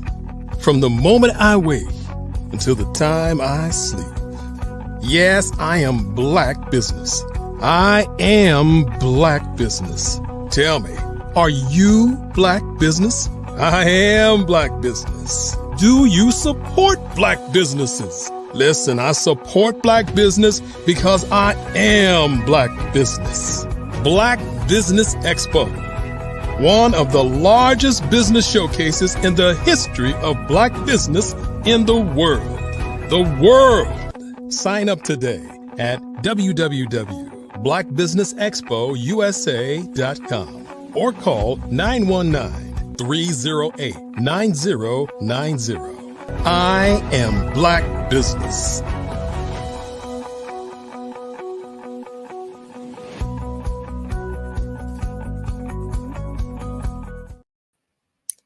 Good morning, business owners, entrepreneurs, thought leaders, and corporations. Welcome to the Black Business Network.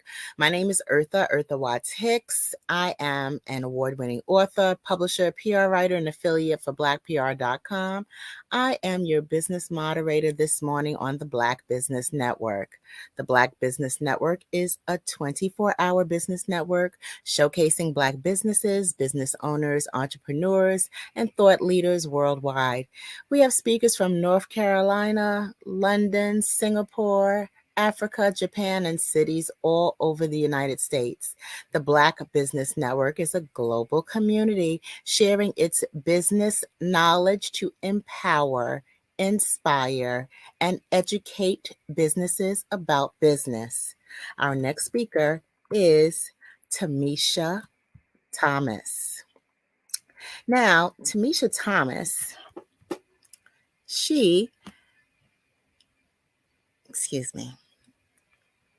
Tamisha Thomas, she is an educator, entrepreneur, community organizer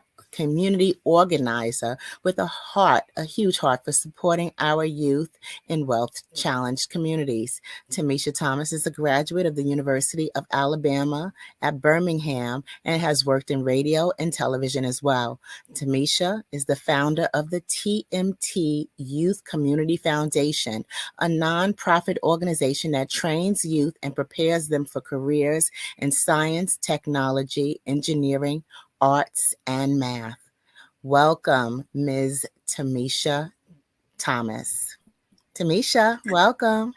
Hi, Miss Hicks. How are you doing today? I'm great. And I'm very interested in hearing more about what you do. Genius is coming, so I will see you on the other side. Thank you, Eartha. Hello, everyone. I'm Tamisha Thomas, and in the past, I have been coming to the Black Business Network telling you about marketing and what me and our youth do for businesses, how we are able to make marketing affordable, and how we do events, how we do websites, how we do social media for small businesses. And today, I have one of my clients here today, Miss Pam Kelly. She is a futurist. She is a prepper.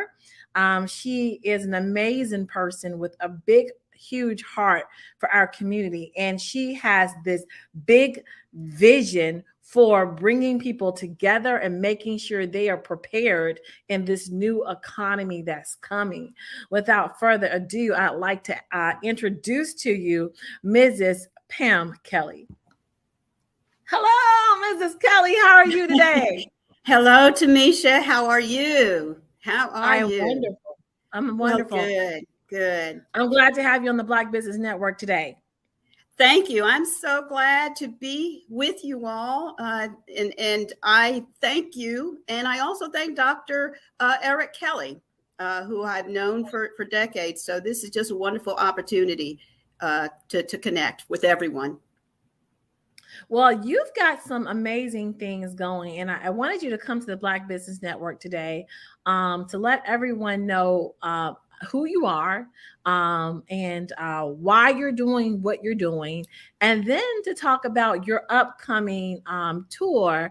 And I also thought this was a great way to get content so that I could use later to put into your campaign.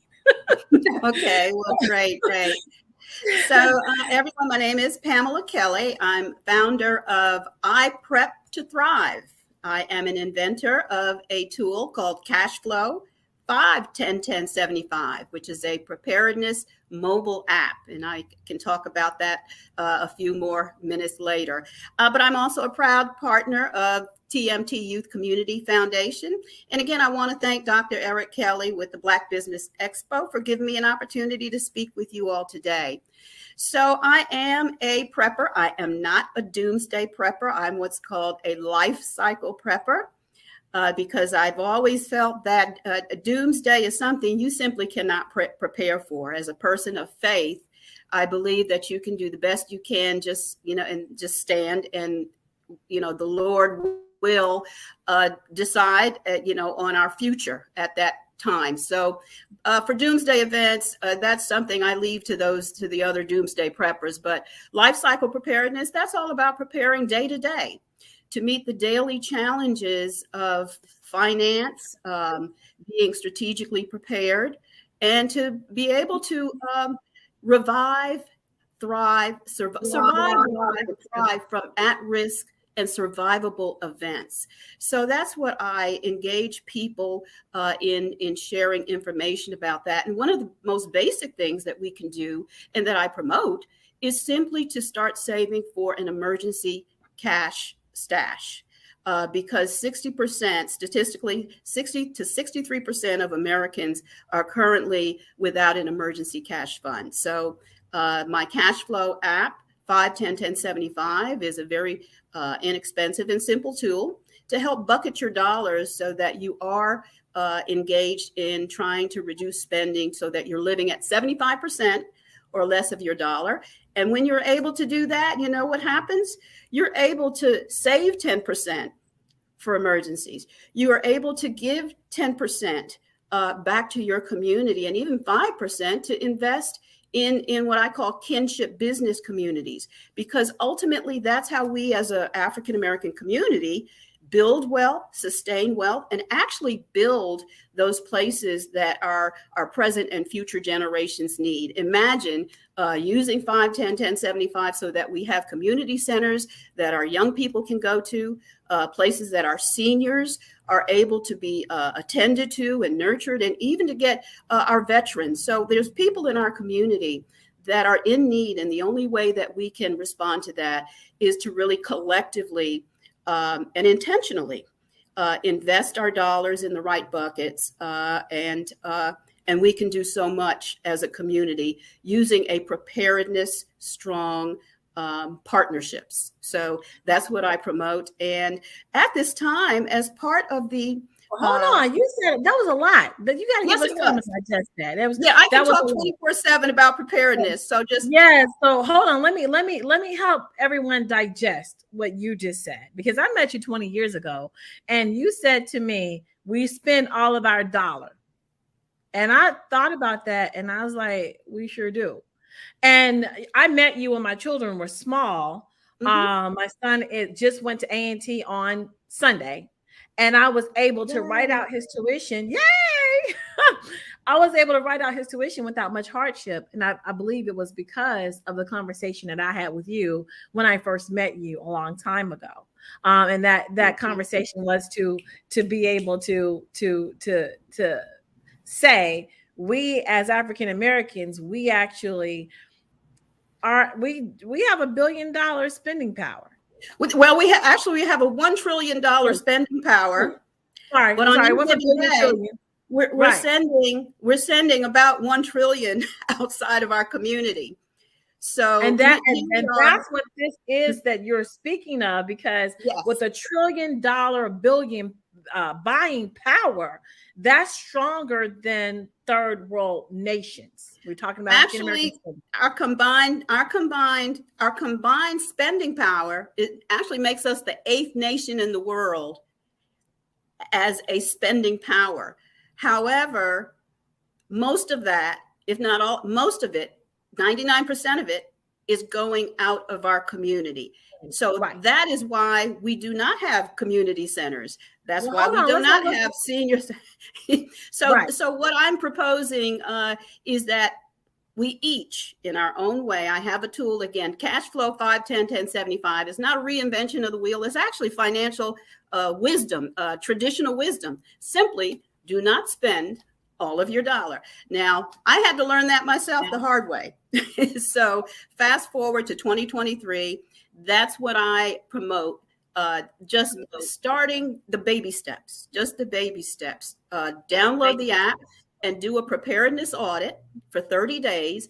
Enter your income. It automatically splits your income into buckets. 75%, which should be your spending threshold, 10% for saving, 10% for giving back to your what I call kinship communities. We are all born into some kind of kinship community.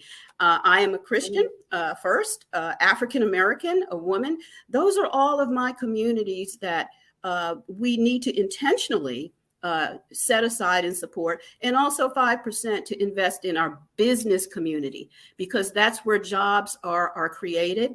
That's where enterprise and construction are carried forth. So all of that is embodied in one small app that's called Cashflow 5101075. So that's something that I share, and you can visit my website, iPrep2Thrive, to download that app. Meanwhile, I'm also a person who is interested in science, and I've always been someone who looks forward. I am a futurist. And what is a futurist? That's someone who simply believes in the future in spite of how the present looks and plans for the future. Now hold on. And so I thought, Miss Kellen, I got to stop you there, because I had a conversation with my aunt about giving away land in the family. So, they've already gave away grandpa's land. I was like, no, we're not going to do that, And so she said to me, well, I'm not going to be around to benefit for it. And then when we were talking about, some family business and then I called my cousin and was like, hey, do you know, she's saying this. And then I went, did I freeze up? I went into a space here recently and someone said, let's be kind to the future. Now, I love that. Right. I thought of you instantly when they said it. And I said, okay, well, wait a minute. This is a mindset, because when you told me I was a futurist, I was like, that makes sense, because I've always lived for tomorrow. And I've just recently had to say, well, Tamisha, your tomorrow is here. And so I had to realize, okay, the space that I've been living for forever, I'm here. So futurist, you let that roll off your tongue so fast, but I want you to really say, and when I heard, let's be kind today for tomorrow, I said, okay, this may need to be Miss. It's all very complimentary, isn't it? It is. And so define what that is, a futurist. What is that? Well, let me give you an example that maybe we can all relate. We're all here because of futurists. We're here because our ancestors refused to give up on the future. So when I say futurist, it's really someone who is perhaps against the odds. And in spite of the appearances of the present, they're saying, I believe in the future. I believe in better futures, not just for myself, not just day to day, paycheck to paycheck. In fact, it goes beyond the situation that most of us, so many of us are living in, paycheck to paycheck, not having an emergency fund. It's going to take a mindset transition to say, in spite of that, I'm going to take this dollar that I have today. I'm not going to spend all of it. I'm actually going to intentionally set aside a dime out of it each week. And what you're now doing is saying, in spite of what the future is, in spite of what it looks like now, I'm going to start saving for the future. And it does take a bit of faith. It takes a bit of fearlessness. But what I offer at iPrep2Thrive is you have a support system of people to hang out with that are futurists and who believe in your progress and who believe in an economy that profits from your progress. We're actually contained in an economy right now where people profiteer from your unpreparedness. So that is what I'm proposing. They don't want you using those buckets. They want you shopping at the convenience store. They want you shopping from not local. They want you to be able to. Did you see how we backed up during COVID? Yeah, we're so captive. We're captive to an imagery industry. So I am so excited that we're speaking about this today, because at iPrep2Thrive, I'm promoting a couple of things. Economic futurism. In other words, a tool using Cashflow 5101075. Start thinking with a new mindset based on the future, based on investing in your community, and also changing your imagery diet, perhaps, that we're building an imagery industry that simply promotes preparedness. Also, I offer, and this is what's exciting, when people become what I call a community partner at iPrep to Thrive, just share the good news. This is totally passive. And if someone else becomes a community partner, you get 17% of that. Why am I doing that? Rather than me advertising in traditional newsprint, I want you to begin to acquire additional income to build your emergency fund. Because So I wait a minute. understand. Let me digest this. Wait a minute. You're giving people a tool to be able to become more financially savvy and to be able to And resilient. and more resilient. Then in addition to that, you're giving them an opportunity to share the good news of this preparedness and to generate income from that. So that's generate income from it. to generate income from that. Okay, so what other tools do you offer? Well, I also offer savings schedules. Did you know that if you start at $1 and add 40 cents to that amount each week, by the end of a year, you will have $500. So, and that's kind of the tipping point cash stash that so many people need. So the main tools that I promote is the cash flow tool, just to get you started. Also, as a community partner, and you know how much a community partner is? $12 a year. $12, not $12 a month, or $12 a year, because I simply want everyone to have access to the tools to be able to achieve here's what we call a preparedness-driven economy in their household. Mm-hmm. So I'm excited about sharing that, and because futurism is so important in our community. That's why I am having a tour event. And let me go ahead and move on to that, if I may. Did you have a question, Tamisha? Oh, okay. Okay. No. Okay. So as we're thinking of the future, again, I mentioned that we're here because of our ancestors who were futurists.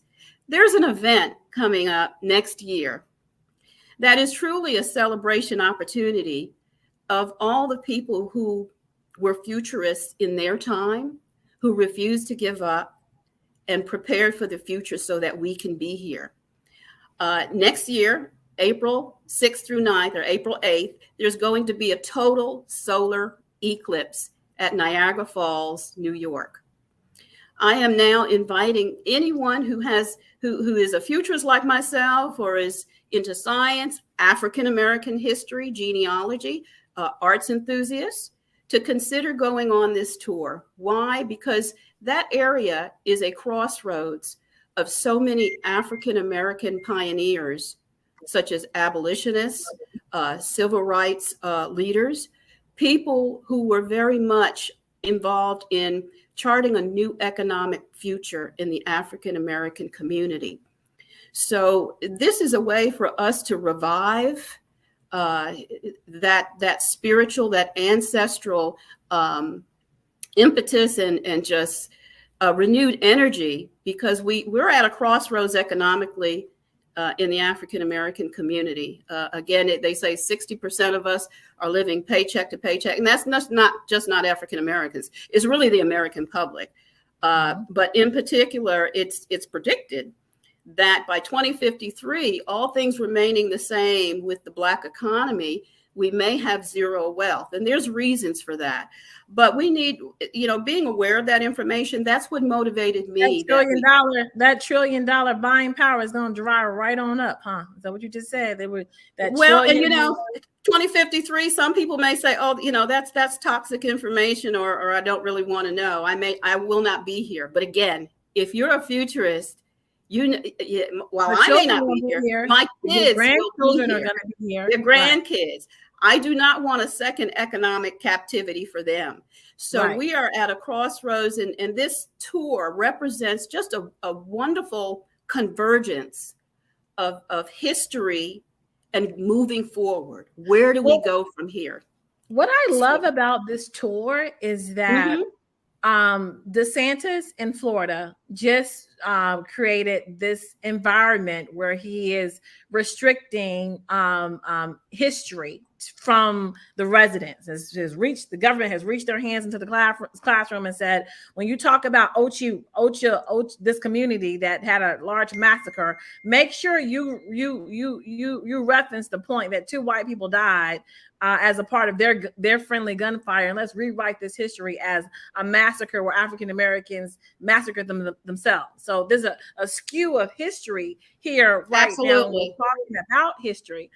And what I think is so profound about this trip is, just like there was a Declaration of Independence for the United States, there was a Declaration of African American Dependence that happened during in Niagara, in the space with W. Yes, Du Bois. it was called the Niagara movement, the original Niagara movement in 1905.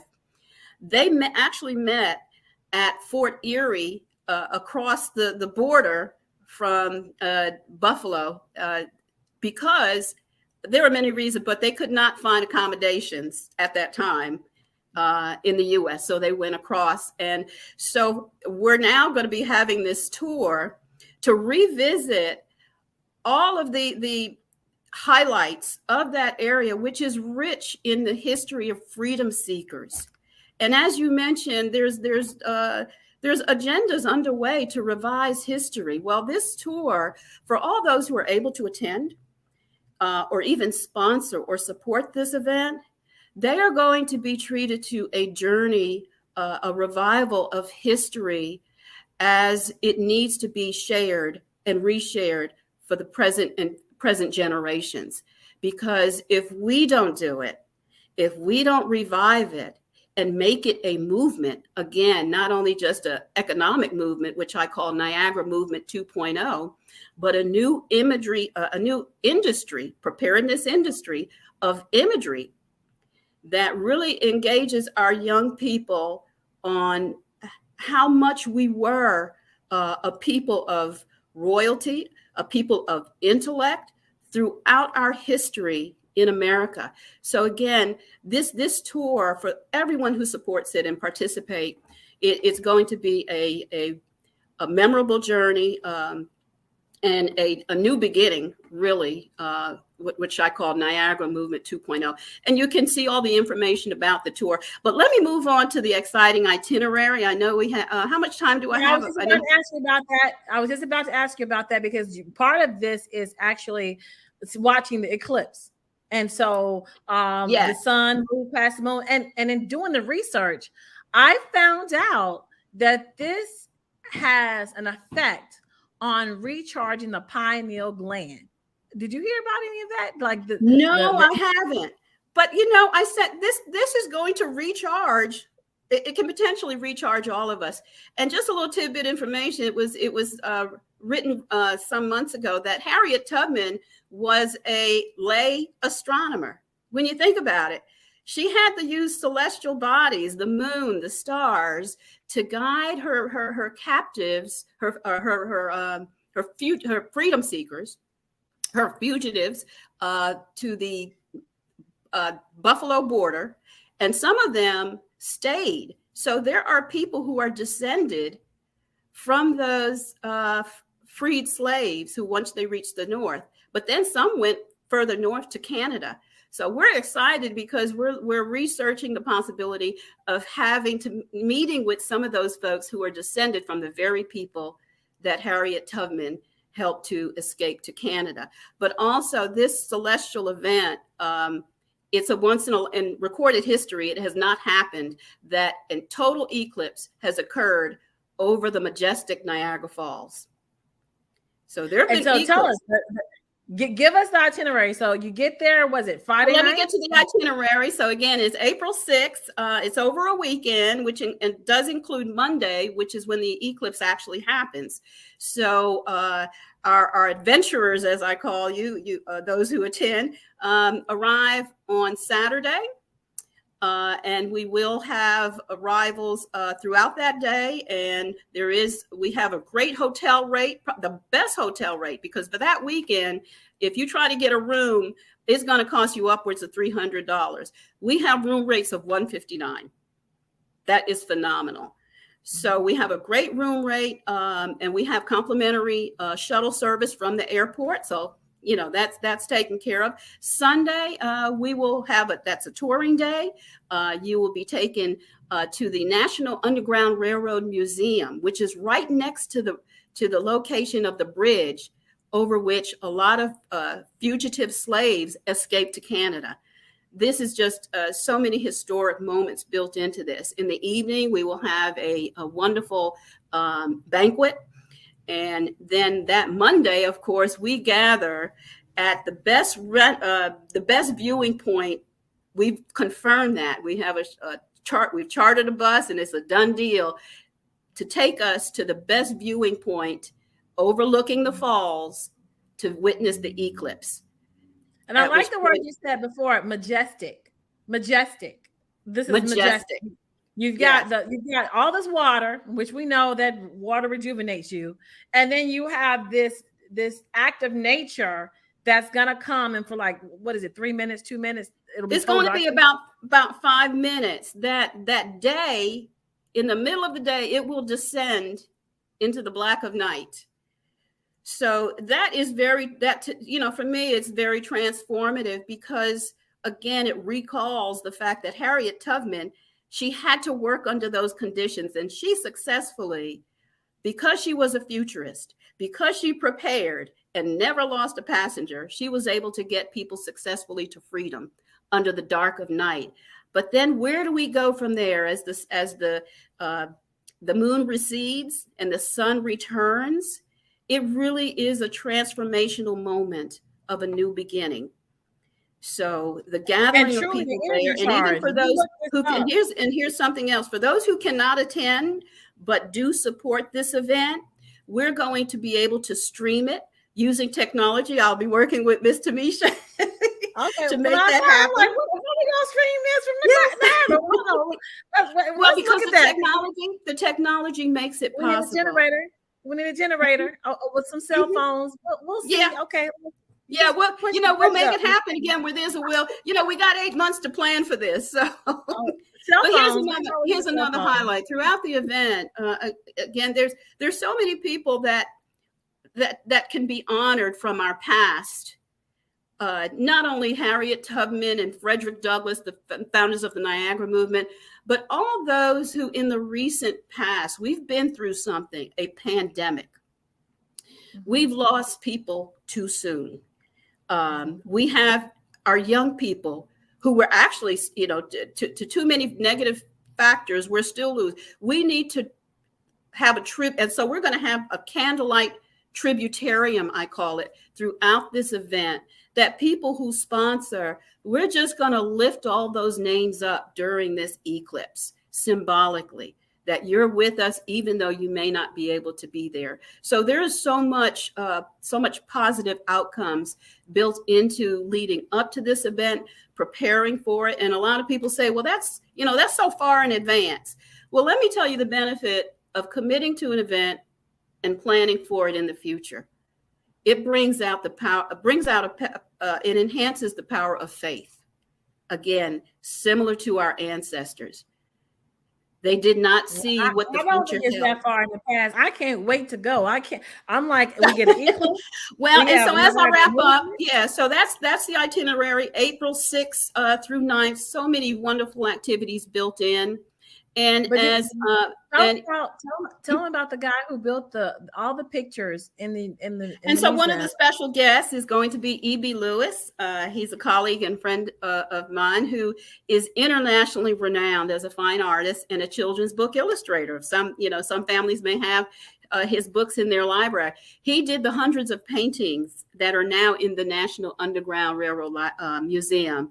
So he will be on site to give his perspectives of the event and the history of that area. So again, for those who are into science, African American history, genealogy, and arts enthusiasts, we are actually building into this opportunities for folks in those areas to share the significance of this eclipse and the historical importance of it for the African American community, and then the conversation of where do we go from here?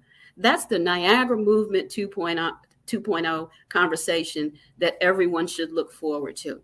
So again, I am so thankful to Tamisha for allowing me to share this information, and I'm just going to add an incentive here. For those who have listened to this broadcast, because I want to support the Black Business Expo and Dr. Kelly, this is something wonderful that he's been doing for the last 30 years. We need to honor that. So as the proceeds, a portion of the proceeds from the tour will go to this event, as I understand it, which is a fundraiser for young people's laptop needs and technology needs and for their schooling. So that's something I, as of today, I'm definitely committing a portion of the proceeds from this tour to support the Black Business Expo fundraising for that event. And also, Tamisha Thomas, her Too Much TV Foundation, or TMT Foundation Network, they are already in my 10% community investment bucket. Again, that points to the power of everyone saying, I now have a tool in which I bucket dollars that intentionally go into the empowerment and growth of wealth in my community. That's the only way that we are going to avert, the statistic of zero wealth. We all have to become a preparedness-driven economy in our households, our businesses, and see what the future holds. You'll be amazed. Thank you. Thank you, Miss Kelly. Can you tell everyone how to get in touch with you? I can be reached at Pam. My email. I'll give you my email address. Pam at iprep2thrive.com. My website is www.iprep2thrive.com. And you can even text me at this number, 919-371-8207. Well, we want to thank you today for being a guest on the Black Business Network, the Olympics, and we want to thank you for sharing the Niagara Heritage Tour. And we will see you on the other side, Ms. Kelly. So today was an amazing day. You got to meet a client of the TMT Youth Community Foundation, Miss Pam Kelly. She is taking people to Niagara. We can't wait to go. I can't wait to go. I'll be filming the trip. We'll have junior reporters with us, learning history, and also helping businesses to be able to reach their marketing goals. So this has been another exciting edition of the Black Business Network, and I'll see you on the other side. So much for all of that. Thank you so much, Tamisha. And I was actually Googling and looking and trying to get in on that tour myself, so I hope to see you there. Hopefully, I'm working on it. Yes, yeah. I told Dr. Kelly he's got to bring all his business network people there. The pineal gland gets charged up with the eclipse, so we get to know each other. We get to networking. We get to handing out business cards. We get to be part of a network. That's what I'm talking about. She had me at Underground Railroad tour during an eclipse at the Niagara Falls border. Okay. We're talking about like superheroes. We're gonna take Dr. Kelly with us. Oh my goodness, that is the most fabulous thing I think I done heard all month. Yeah. But so we're working on the marketing for it right now. So next time when you Google, it'll pop right up. And I've got her the best imagery, because she's looking for imagery. Us with glasses on, with the Harriet Tubman, W.E. Du Bois in the front. So next with the Black Business Network, we will expose what her marketing looks like, and we hope to see everyone on the other side in Niagara. I hope so too. And before you go, please let us know how to connect with you and how to stay in touch on social media. Yes, TMT Youth Community Foundation. That's a handle on just about everything, and Too Much TV. So you type Too Much TV INC, we shall pop up, as well as all of the Twitter, all of the Instagram, LinkedIn, Tamisha Thomas, and that's how you find me. Okay, real quick. Is that the number 2 or TOO? TOO MUCH TV INC. All righty. Well, Genius is coming, and I will see you on the other side. Thank you. You're welcome.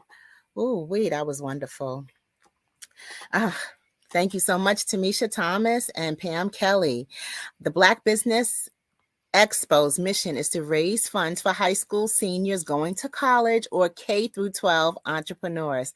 This expo is a fundraiser for students. You may go to www.blackbusinessexpo.com to donate to the scholarship fund, or use the Cash App that's on the screen below, or enter $BBXUSA. Our goal is to give laptops and up to $5,000 to 10 students. Students can register online at www.blackbusinessexpo.com. Every dollar counts, so we want to remind you to donate to the scholarship fund, however large, however small. No dollar is unappreciated. We want to thank our Black Business Expo USA sponsors for August of 2023, and that is NC 100, Moody Capital Partners, Suede Soul, Lotus Riche's Coaching and Training, Carolina, Virginia Minority Suppliers Development Council, STEP Management, BHS and Associates, Margie McLean Foundation Incorporated, Genius is Common, Earth Essentials, Mullane Shani Global, Executive Women's Success Institute, the Quality Coaching Company, Superwoman Business Services, Creative Force Studios, Lee Entertainment, Artistic App Design, Black Business Expo USA. Genius is Common, and I will see you all on the other side. Have a great day.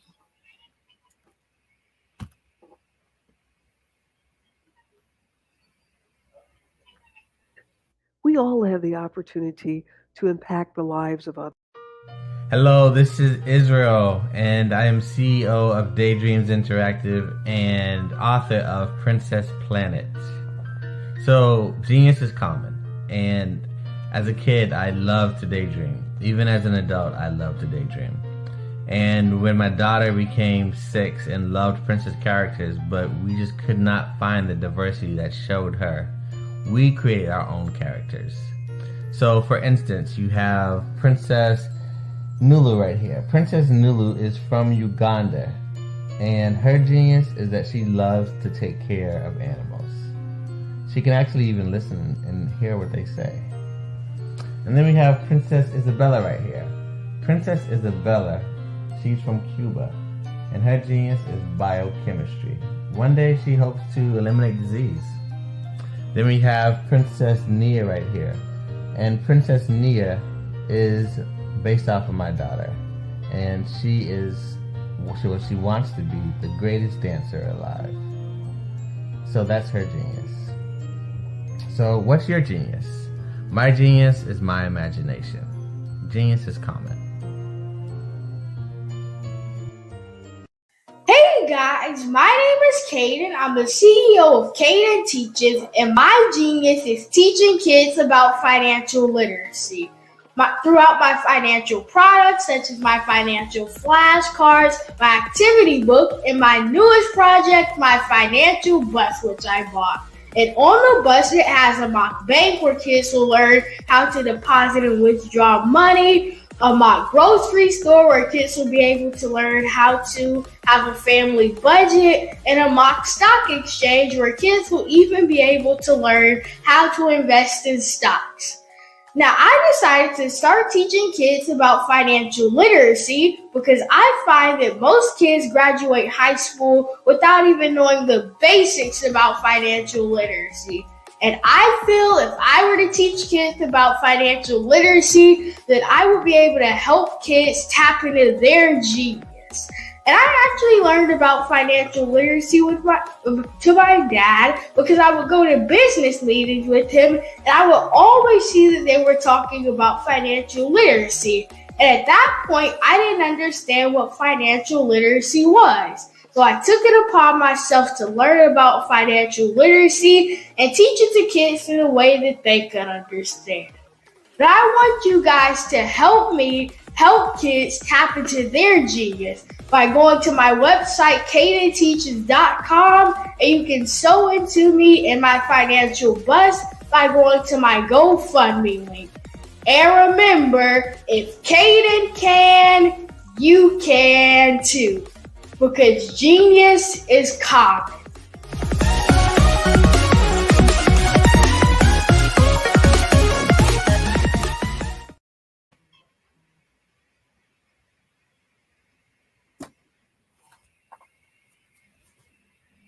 Hello. Hey, good afternoon. Good afternoon, business owners, entrepreneurs, thought leaders, and corporations. Welcome to the Black Business Network. My name is Eartha White.